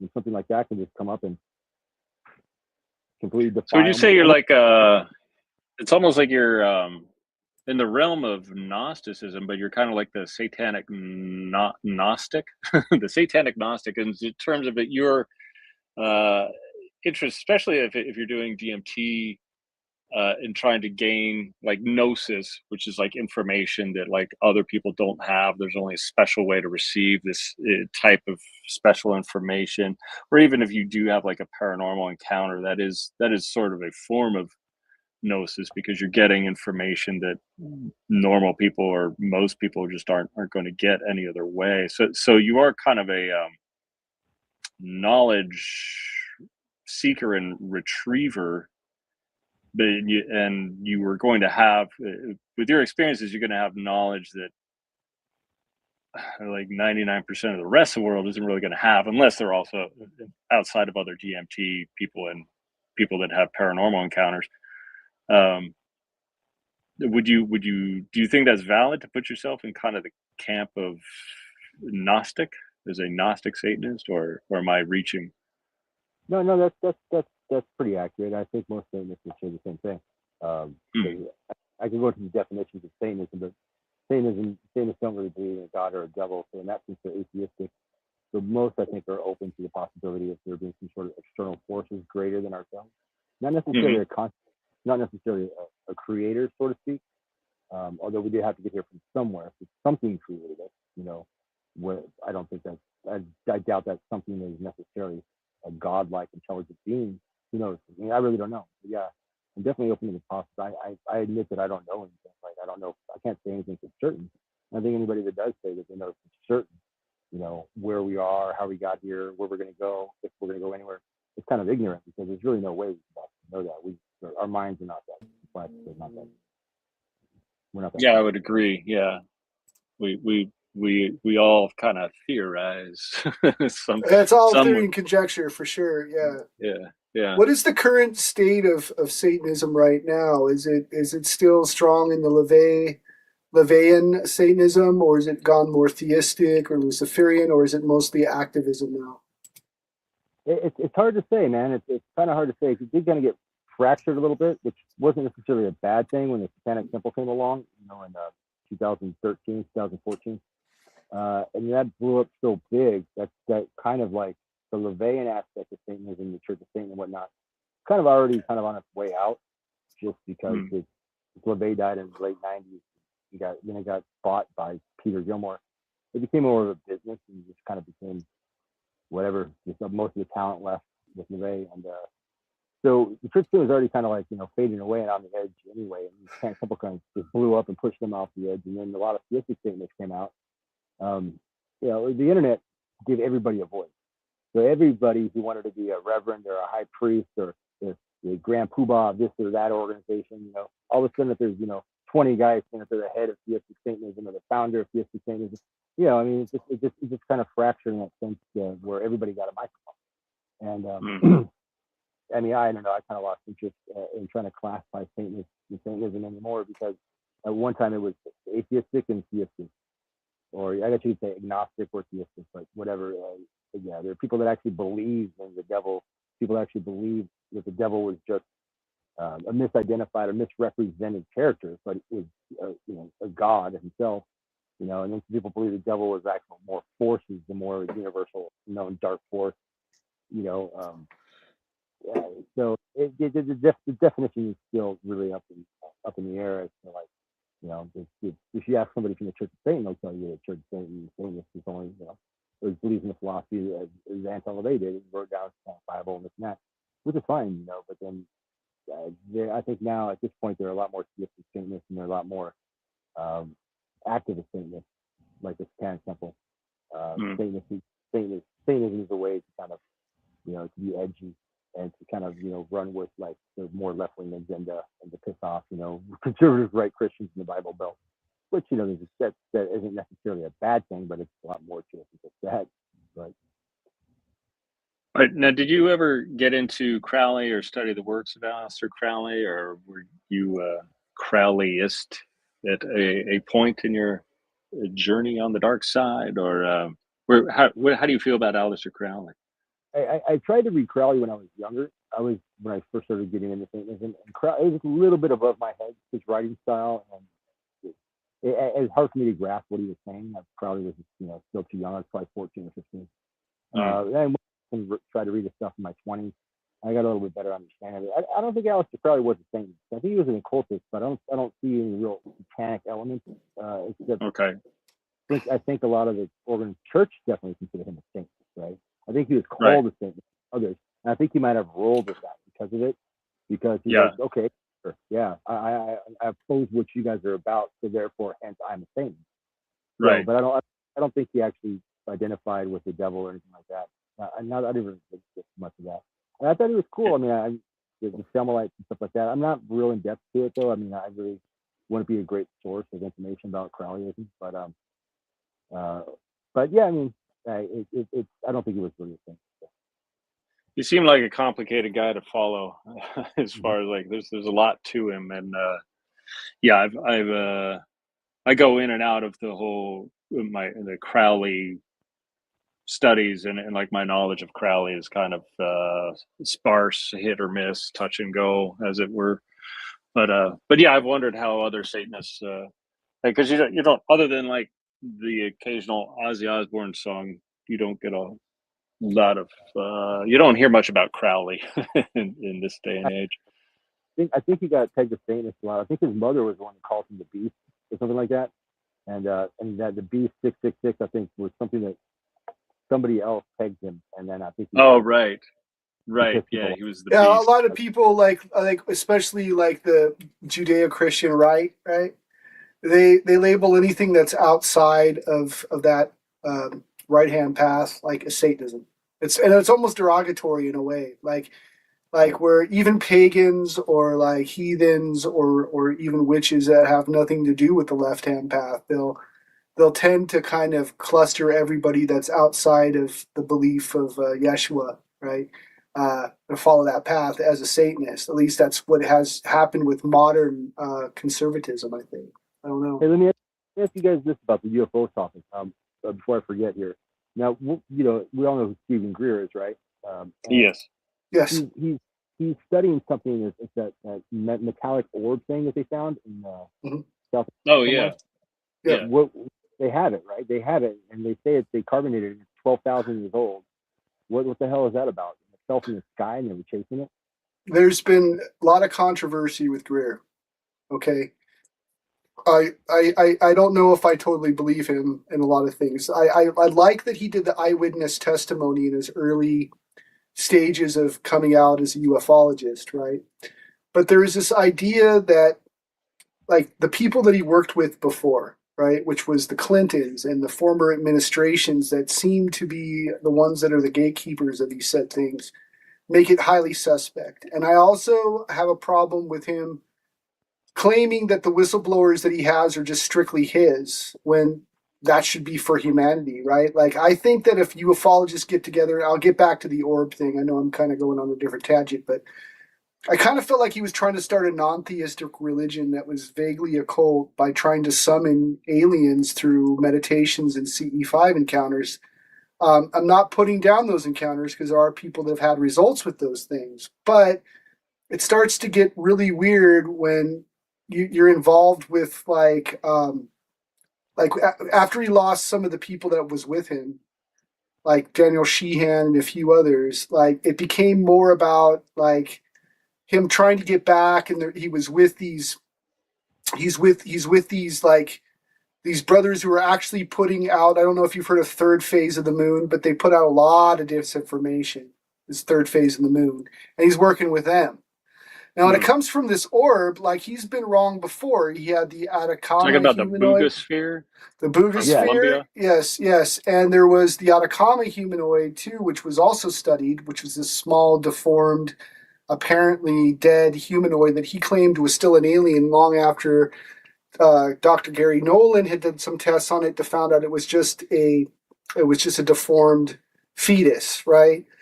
But this it's hard to say with this orb because they only give us what they want, but it seems a little too convenient, though. We can't discount that orbs are being flown around. I start to believe like some of this stuff is dealing with advanced weaponry and advanced drones. And it's a lot easier as a cover to say that it's all aliens when you have this unknown orb or whatever. But there's definitely something going on, like we just talked about it earlier with the NDAA and having this law passed through the NDAA and this merging with our military and our technology in Israel that has something to do with this. And then the amnesty that they want for these weapons contractors who have been supposedly working on crash retrievals or re-engineering UFOs, right? It's not far out of context to say that some of this could be ours. In fact, Amy Eskridge, one of the scientists that was studying anti-gravity technology, who died, right? That was the one you say is the cute one, right? Yeah. She said that this had been discovered like 3 or 4 times beforehand. Okay, when was that discovered? Who knows? But I think that with the advent of technology, the idea that the military is 30 to 50 years ahead of us, and that everything that's released was pre-military, I think that's kind of maybe what it is. I mean, I want to keep my mind open, but I have to have a balance of skepticism with a balance of belief, because if things are too good to be true or too obvious, then there's something to it that needs to be, those extraordinary claims need to be analyzed like for its truth matter, and like you need to give this orb, I would say, there's a lot of ideas that some of the stuff gets taken before people get a chance to do tests on it and stuff like that, but find a way for all of them to like stop competing against each other. If there's truly a threat against humanity, you think that these different personalities would stop trying to be the rock star and try to get together to come down to the core idea of that'll never happen. Everyone's trying to be the rock star. No, but that's my opinion, Zach. I'm sorry. I don't mean to take away too much. I hope that answers a little bit for you, though. But yeah, I think there's something to it. I think that there is more than we understand. In my belief system, I would say that if it's just aliens, that's sort of a modern mythology, right? Then we can't discount the past mythologies either of people who reported stuff. Is that just primitive minds saying something they don't understand, or were they actually reporting on things that were unusual, right? When we talk about Bigfoot, there are plenty of stories going back to the Tale of Gilgamesh where they were talking about ogres and hairy men and like wild people that lived out in the woods. Like there's constants like in mythologies about vampires, giants, fairies, right? And all of them have very similar like supposed witness testimony towards these different kinds of things. So what if it's an all at once thing? Or what if it has something to do with consciousness interacting with areas where the laws of physics bend a little bit or manifest things a little bit? Like you saw the Spider-Man thing, right? There's other people who've seen an evil Spider-Man, but they've also seen things like an alien that looked like Alf, believe it or not, or an alien that looked like a toy moved, or they look like owls that transform into aliens, right? Or there's a lot of weird stories. So is it a manifestation like an egregore or a tulpa that somehow spontaneously manifests? I don't know. But I think it's deeply connected to some of this stuff. And it's hard to say what is real and what is not real from what they tell us. That's what the main thing right there. Yeah. Yeah, good. So go ahead. I had a question. So the Canadian psychology weirdo Jordan Peterson, He interviewed Zena LeVay not too long ago, maybe at least a couple of years ago. And I guess Zena LeVay has since become Buddhist, but she did reveal some of her time growing up with Anton and family, and found it fascinating. Did you watch that interview? I did. That was a very thorough, long interview, like 2 hours long. I did watch that. Yeah. Her monotone voice, it was almost hypnotic watching that video. Yeah. I did see that. That was interesting to hear some of like her interactions and her, the inner workings of the Church of Satan at the time, and how she didn't really, paint a pretty picture of it, but it did sound realistic and I'm pretty truthful too. I mean, she didn't seem like I didn't doubt her for a second that what she was saying was true, and it is interesting how her and her ex-husband Nicholas Schreck, both went the way of a dark Buddhism type thing. Which at the core, I think, you if you take Satanism, you start stripping away the Halloween costumes, you start stripping away the pentagrams and the inverted crosses and the blasphemy and stuff like that. At the end, I think you're left with something that is kind of closer to maybe a dark Buddhism. So yeah, I've often often wondered, like, where does the so for example, Anton LaVey, he's living in America, he's Ashkenazi Jew, but if you don't want to be Jewish and you don't want to be Christian, it's kind of like where do people turn to? And it seemed like Anton LaVey was just like, fuck it, let's expand on this Satan character. But I also think Buddhism is actually a pretty logical place for people to go when they're tired of the Abrahamic construct, I guess. When you want something different and everything Abrahamic isn't working out for you, especially if for the Ashkenazi Jew that doesn't want to be Jewish, like where if they don't want to be Jewish, they're not going to graduate to Christians, although some of them do. But it seems to me that Buddhism isn't like a bad alternative. Do you have thoughts about Buddhism or Hinduism even? I really don't know too much about either one to really have a solid opinion on it. I mean, I know there's kind of the basics, and I do see some similarities between Satanism and Buddhism. Hinduism, I'm not familiar with, but with LaVey, I mean, he was at the right place at the right time. Mid 60s, the Cultural Revolution, a lot of stuff was going on back then, and I think that right place at the right time. I mean, the Satanic Bible itself was basically, a lot of it was plagiarized from a book called Might is Right. And Midas Rights. That's interesting. Might is right. Mike is right. No, might, like force. Might is right. Might is right. Okay, so plagiarized from Might is right, not Mike, but Might. So Might is right. I haven't heard about that. Might is right. Who wrote that? I forget. That is from Arthur Desmond. Might is right. Sounds about right. I think about right. Okay.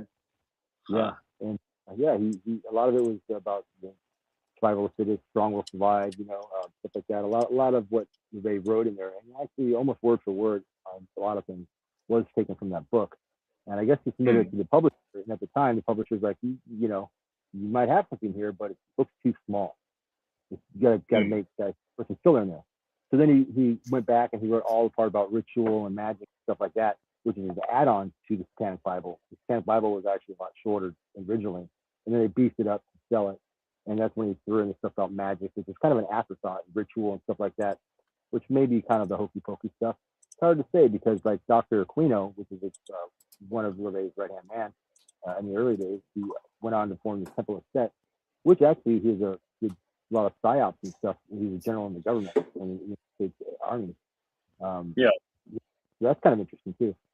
Well, I do think our army, our military, has the might is right kind of thing, and that is, it's been appropriated by the military, and it's weird because they will merge that into the military's Christian sort of wing. It's very interesting how like Christianity in the military is like rationalized with things, with concepts like might is right. I also speaking of Christianity, I've heard in the military-industrial complex, maybe you've heard of this, but there's and actually in the where the military-industrial complex and the world of the paranormal sort of collide, there are a lot of Christians who do not like the average American investigating UFOs, and they say like studying this stuff and acknowledging this stuff and going to Skinwalker Ranch and all that is un-American, or reporting on Bigfoot is un-American, or like having a curiosity about this stuff. Have you heard sort of about the Christian interference with the paranormal as far as the greater American nationalism goes? Have you heard about this? Yeah, I've heard about it. Not in the sense of the greater American nationalism, but I've heard about, as them being opposed to people studying the supernatural and phenomena like that, because it kind of makes you question, because it makes them look bad. Basically, if people are interested in aliens and stuff like that, it's like, wait a minute, that's not what the Bible teaches. The Bible doesn't say shit about aliens, at least not directly. Not directly. Well, maybe it's too directly. I don't know. Right? So it's like depends on the Apocrypha.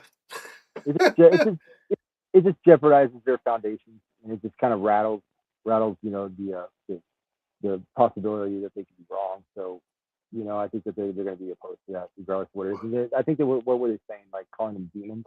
There's some officials like in the army and stuff like that, or military. Yeah, they say UFOs are demons. And that's typical.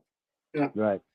Of course. So they're gonna take aliens or supernatural phenomena, and they're gonna somehow mash it with their own antiquated bullshit, right? To try to make it work in modern society. You're gonna keep trying to do that to try to stay alive and be relevant.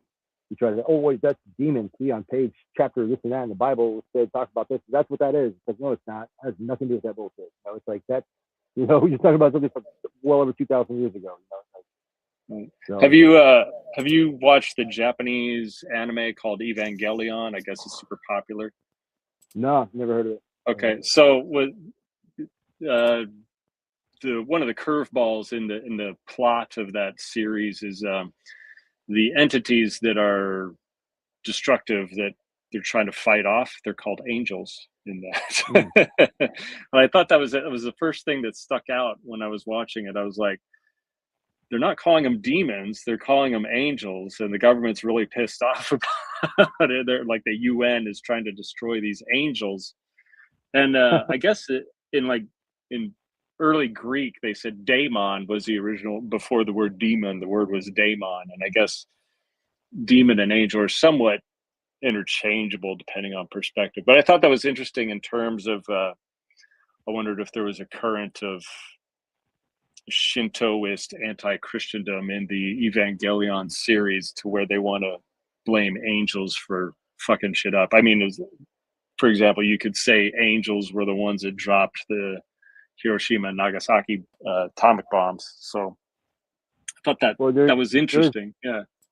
Lucifer, right? He's Satan. All right, Lucifer.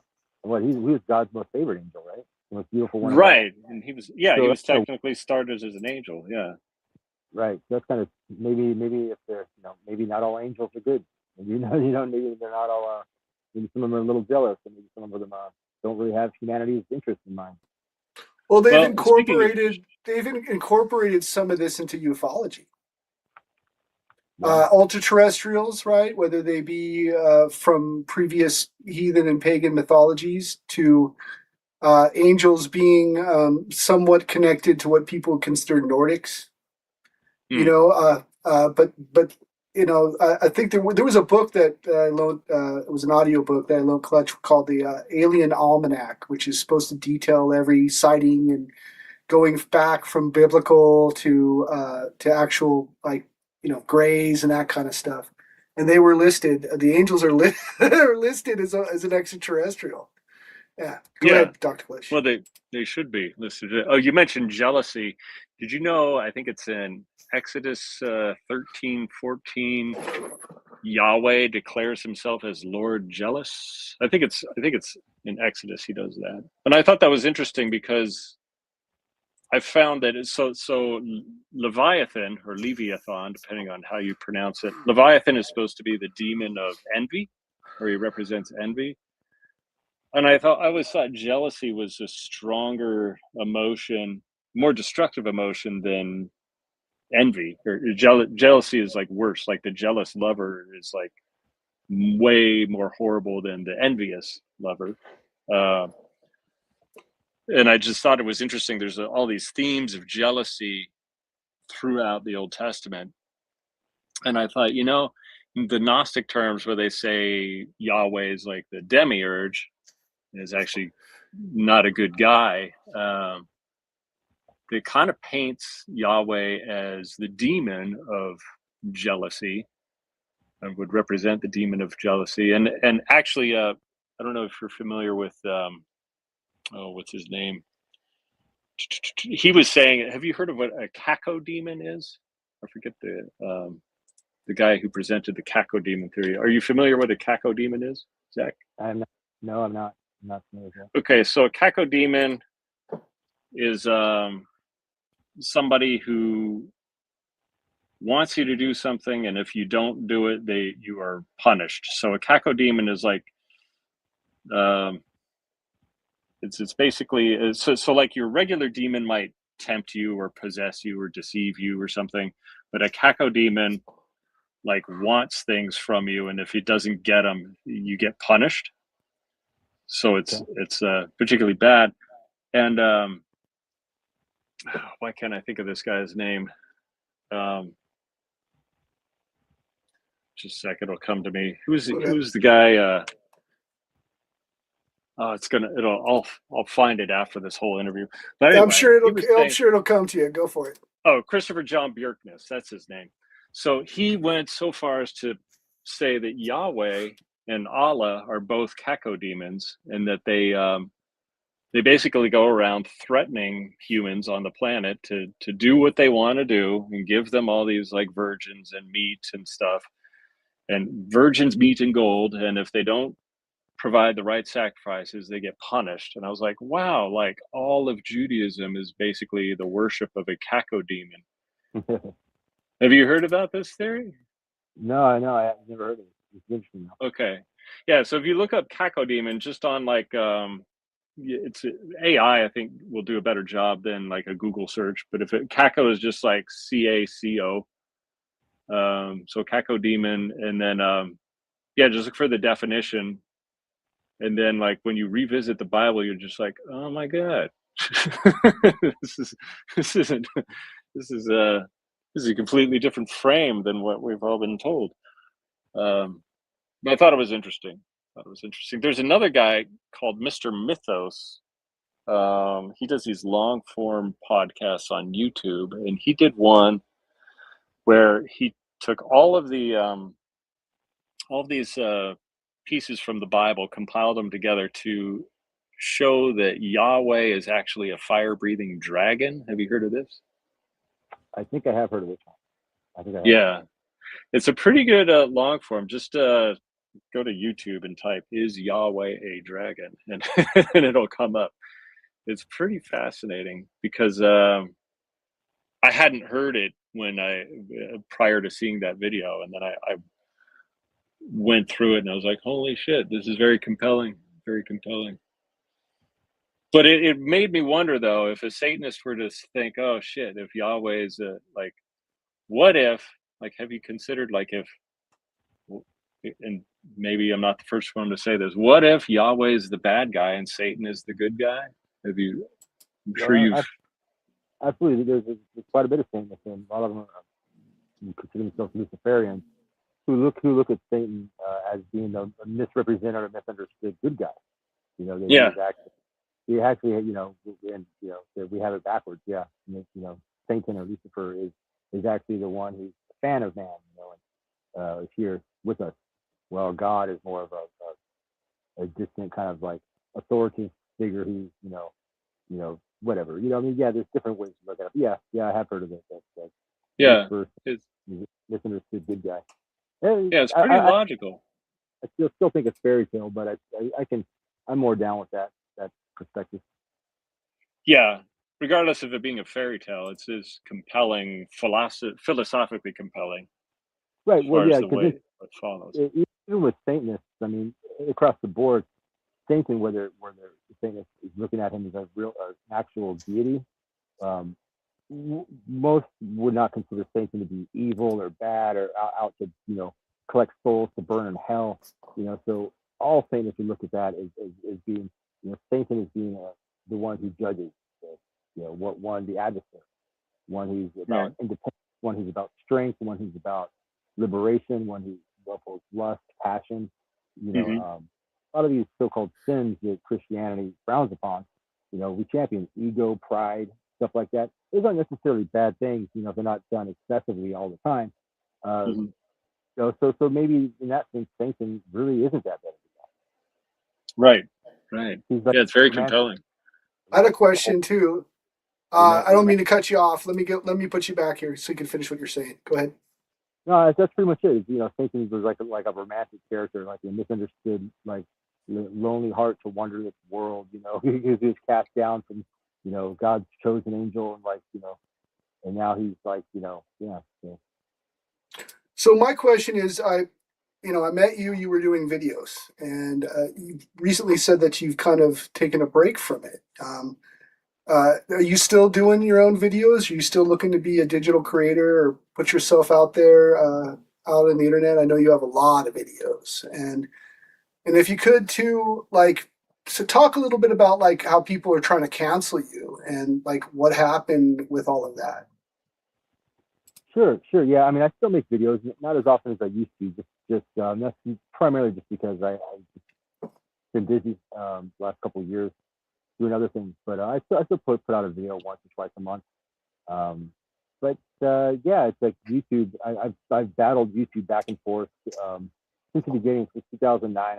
I've had my channel suspended and reactivated and suspended so many times. It's where YouTube is kind of has me on. Not really. Well, I guess some people call it shadow ban, but I don't think it's. I think the real name for it is uncirculated or restricted. Restricted access, or restricted reach. Limited visibility. Whatever. Okay, limited visibility. I think that's reduced visibility. Yeah. Well, it basically means that they're not circulating your videos to a new audience. Like people can still find my videos, subscribe to me. Or if they type in the exact keywords that I use, tags or whatever. But YouTube isn't promoting it. I can be promoting it because I've been suspended so many times, even though I keep getting my channel back because the suspensions are bullshit. Because after enough times, you're just kind of like, they suppress you. It's like, okay, you haven't done anything wrong necessarily. But you push the edge so many times that we're just not going to circulate you anymore. But you can still have your channel. That's pretty much. That does have a little bit of factor of why I don't make videos as often anymore. It's because my audience, they're not going to circulate my videos. It's kind of like, okay, I pump out some, but I'm not really. I've been doing it since almost 20 years now. So it's kind of like, yeah. All right. Yeah. So so you're still doing this. Are you still doing Trip on This? I know I was on your show for a little bit. Are you going to try to bring that back? Cause that was pretty interesting. And, and then it was another thing I was going to mention too, is for all those that are out there, right? And this is something I don't understand why, those that are heathens or pagans or even Satanists don't, research scripture themselves, because there's been more than a few times I've been attacked and then I've been able to quote scripture and basic lines. I mean, I think that's probably the best thing for a lot of people to do. Even if you're not interested in the religion itself, you should, it's human knowledge and stuff like that. But I've been attacked for my beliefs. Why you need to believe in Jesus? And I'm like, well, you didn't answer. So I guess I'm getting lost in that, but we'll go back to the Trip on This and you can answer the second question and stuff like that. Yeah, I mean, I would like to bring back Trip on This. And I think it was great having guests on. And you were on many times for a co-host, Steve Mojo. That'd be fun. That'd be something that I look forward to doing in the future when I have some time to do it. Yeah, and so what was your ideas towards I mean, because I know that a lot of Luciferians do that. They really, really study. A lot of heathens also really, really study, probably as much as Christians go to Bible study, right? So, if you had to, not a lot of them that I know, even read the New Testament. A lot of them that are surface level just know about the Book of Revelation and they know about the Old Testament. But what are your thoughts on that? I mean, I think it's good if that's in your agenda is to argue with people who are of different faiths. It is good to know what their faith actually is, right? I mean, as opposed to just defending their own. But I mean, for me personally, I don't bother anymore just because I got tired of arguing with people. You can't use logic and reason to argue against faith because faith isn't rooted in logic or reason. So it's a circular thing that I just got tired of doing it because whenever you would try to, and what's the point? You're going to try to convince the fairy tale isn't real. Somebody believes in Santa Claus, so you're going to try to argue that he's too fat to climb down a chimney and there's no way he can deliver all these presents to kids across the world in that amount of time. You can't use logic and reason to debate his belief in Santa Claus. And that's what it comes down to. Because people say, it just is. Because Santa Claus can do it. He's magical. He can do whatever he wants. Like, okay. Well, what are you going to say to that? So fuck it. It's just, I have better things to do than to try to convince you Santa doesn't exist.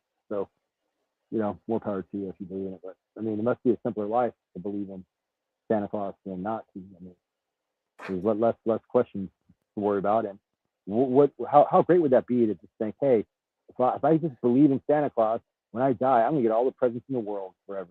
I'm going to be happy. So it doesn't really matter what I do in this life. It doesn't matter if I'm successful or not. It doesn't matter, if my life meant something, it did something with my life. Because once I die, I'm going to have all the presents in the world. Santa will love me forever and ever and ever, and I'll go live in the North Pole with him. Okay. Yeah, that's not a bad way to go. I mean, it's a good system. Yeah, I mean, I think that instead of having regrets and pondering about what's going to happen and having all these complex thoughts that I can't answer, maybe I'll cult of Santa Claus. We start a religion based on might as well. Makes about as much sense. Yeah, it does. There is the Santa Odin connection. I'm sure you're familiar with that. Oh yeah. The Krampus too. Krampus, yes. Krampus, yeah. Yeah. Krampus is Satan and Odin is God, I guess. Yes.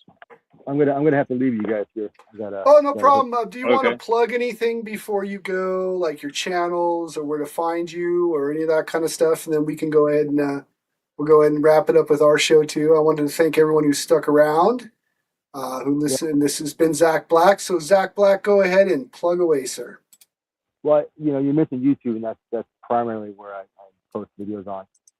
My YouTube channel is Zack Black, and I have another YouTube channel called Satanic International, but I've pretty much merged just to posting videos now on Zack Black just because Satanic International a couple of years ago got shadow banned. Well, now my Zack Black does too, but whatever. I'm not going to make another one. So Zack Black is where it's at on YouTube, and pretty much it. And I also have a network. If you're Satanist or would like to participate with other Satanists and occultists, not just Satanists, the other occultists and atheists and agnostics and pagans. I have a network called Satanic International Network, which is free to join. You just register and you get a user account. You can post pictures, videos, participate in blogs, forums, have a live video chat room and stuff. So it's kind is this a website?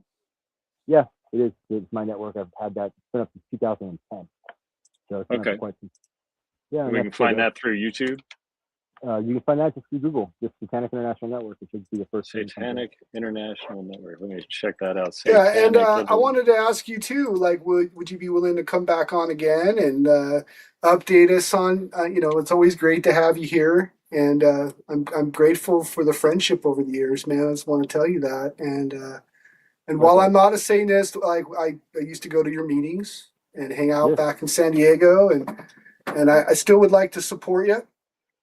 So if you have any ideas or whatever, you're always welcome on my show. You've always welcomed me on your show. So I'm going to let you go so that I'm not babbling on a little bit too much, but I wanted to thank you very much for coming on. And it's always an honor to have you on the show. And I hope you have a great day. Right. Yes, love you, thanks Zack. for being with us. Thank you. All right, guys. All right, brother. You have a good night. Okay. I hope you had a good time here. I did. Always. Thank you. All right. Bye. Thank you. All right, everybody. So, All right. yeah, there was a little bit of audio stuff going on there, a little muffled, but I hope everyone could hear and understand. I know there was some issues with having him on the air with us, but like, this is our show, and I'm going to have who I want to have on here. I'm going to talk about topics that other people don't want to talk about. I don't expect everyone to agree with me or agree with everybody in the audience. I don't. But at the same time, I believe in giving everybody a voice as long as the conversation is civil. I don't necessarily adhere to LaVeyan Satanism or the left-hand path, but I'm willing to let these people talk, right? And that's what I'm all about. And that's what it should be all about. So you make your own conclusions, everyone that's here, to what you want to listen, like what you believe in and what you don't. And that's fine. Yeah, don't get us wrong. We'll still have Richie the Barber on here. Yeah, we'll get that going on. Yeah, that'll be interesting. So I turned down our music or background AIMSR, whatever you want to call it, that we usually do. ASMR. Yeah, ASMR. Yeah. But that was good to have him back on, and he's been on every podcast that I've ever done. In fact, he was one of my first guests. And so, yeah, I'd like to of course, Laura, we'll get you on. Definitely. We'll get you on. I want to thank everyone that's here. Mia Starfire, Jamie Femerson, Whispering Portals, of course, Lawrence of the Netherlands, all the people that stuck around and stayed with us. So this is the time where we start to plug away, and of course, we're going to tell you about something we're doing special tomorrow. Without further ado, Let's go ahead and plug away, Dr. Clutch. All right. What am I going to plug? I'm going to plug protein shakes, cooking your eggs in a microwave. I'm going to plug the MyFitnessPal app. And I'm going to plug my Substack, drclutch.substack.com. I also have a Facebook account that I started for myself, Dr. Clutch, not long ago. So I have it's Clutch Marlowe. So if you're looking for me on Facebook and you want to follow me on Facebook, you can find me through that. I'm trying to get a user handle for it, but the name will be Clutch, Dr. Clutch, aka Clutch Marlowe. Other than that, let's see. I also want to plug Mojo the Mad Suno.com music channel. But again, such great hits as Cheesecake and Razor Blades and so forth and such. Yes, we do have an announcement for tomorrow. We're going to be on another show. I'll let Mojo talk about that. But Mojo, what do you have to plug? Well, we had Jennifer Hicks on the show. Mm-hmm. And she invited us to come on the Creepier Culture podcast. Now, we had a podcast that I was going to do after this on Monsters Unleashed, but because they were so close together, and Jennifer happens to work for, does investigations in cryptids and stuff in the LBO with Monster Mike and Trish Collins, they decided to get all together, and we're going to have one happy family. So this is a show not to be missed. We're going to be on Creepy Culture tomorrow at 3 p.m. Pacific, 6 p.m. Eastern. And so give them a follow. In fact, follow Monsters Unleashed. We're here to build community. We're here to help out others and, basically get everybody, on some sort of same page, Let's see here. I'd like to plug free speech. That's the main thing. Free speech is absolute. It doesn't matter if it makes you uncomfortable. Then walk away. The main thing is that everyone gets a chance to speak. No one gets silenced. The whole thing that's going on right now with this cancellation of different people for thoughts you don't like stops the form of communication with each other. And when we stop doing that, then we stop being able to relate to each other. And this podcast, as long as it will be on the air, will always be about free speech. Doesn't matter whether you believe my stories or other people's experiences. I'll leave that to you, the audience, to make that decision and decide for yourself what you think is real, what you think is morally correct for you. you know, and I don't judge you for it. And I want you all to know that, like, for all those that have helped us and like do support us, that like that is the most paramount thing that I believe. So until they take it away from us, I'm going to continue to talk about that. No topic should be taboo. No topic should be something, should not be something that's discussed or argued. If we're wrong, come up on here and tell us how we're wrong. You know, if you don't believe me, don't tell me you don't believe me. I don't give a crap. I'm still going to have experiences in my reality that have been profound. They don't change that. And I have my doubts of certain things that I've experienced myself. But I will support those that do support me. I want to do that. So anyway, going back from the speech. This is the Of Dark Matters podcast. We're on every 3 p.m. Pacific Standard Time, 6 p.m. Eastern, every Saturday. I want to plug that. I want to plug, you can find my music on SoundCloud under Mojo the Man, the Drama Llama Ding Dongs. You can find my band on YouTube under the Drama Llama Ding Dongs. You can find me on Reverb Nation under Giria, which was a trip-hop band I did before the Drama Llama Ding Dongs. I'm pretty much everywhere. We have on Please Stand By, past recordings on SoundCloud, which was the previous incarnation of what this is. Before we went to Podbean, Clutch and I got together and we did Please Stand By. And then we became this show where Clutch was the host and I was the Ed McMahon. Let's see here. You can find me on Substack. You can find me on Facebook under Mojo the Man, and Instagram. You can find our past podcasts, audio podcasts, and see our political evolution from leaning somewhat conservative to like where we are now. Like now I'm more of an, like, I don't give a shit about left or right. I don't care who it is. I want everyone to have a chance to speak their mind. So you'll see that in there. And also we went through time a few times too. I was a pirate once. I was once a 18th century nobleman that I did a whole show. Boy, was that a show. But do check us out. You know, support other shows. SNX Radio with Coldy UFO and Mia Starfire was here quite a bit. Wispian Portals, I believe, has their own. South Osmond, Strange Days, Lawrence of the Netherlands, who we're going to be on his show too, coming up pretty soon. Yeah. Mm-hmm. Just take that, apples. Yeah, what do you think about that one, Batman? I do think about that one quite a bit. Yes. So lastly, everyone have a great weekend. Everyone start to learn to respect each other. Be kind and compassionate if you can. I mean, there comes with limits. But how hard is it for us to try to be nice to one another? You know? I don't know.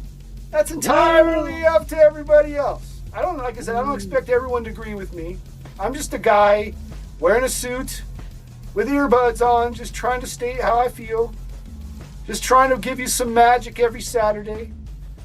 And, you know, this has been a pretty good show. We didn't have a lot. Oh, yeah. I got another thing, too. If you haven't checked it out, next week, Maxim Furyk is going to be on our show, and he has been commissioning me to make animated videos for him. If you haven't seen one, it's on my page on Facebook, where I did a animated AI little clip film about his book, The Lost Tribes of Bigfoot, and we'll be talking about that, about his argument with Mark Evans about how he did a documentary talking about the Patterson-Gimlin film being a hoax, and Maxim Furyk believes it's real. So we're going to have a great show with that. Do tune in to Creepy Culture Podcast, though, because you're going to see us both there getting interviewed. I'll be talking about my experiences. We'll be talking about how me and this guy met, how we decided to co-create, and how we still create for all of you. We know you got lots of listening choices, lots of stuff to watch, lots of people doing paranormal shows. Try to support them all if you can. Can't be everywhere at once, but we're grateful that you decided to stay here with us for this Saturday together. So without further ado, let's take us out with our... oops, I'm putting you up, just so you have blank screen. Let's take us out with our outro. And like I said, I hope you have a wonderful weekend and a wonderful week. World peace, everybody. Remember that? Peace. Remember when we used to not want war? Yeah, remember that. Yeah. Okay. Yeah. Have a good night. We used to want to be that.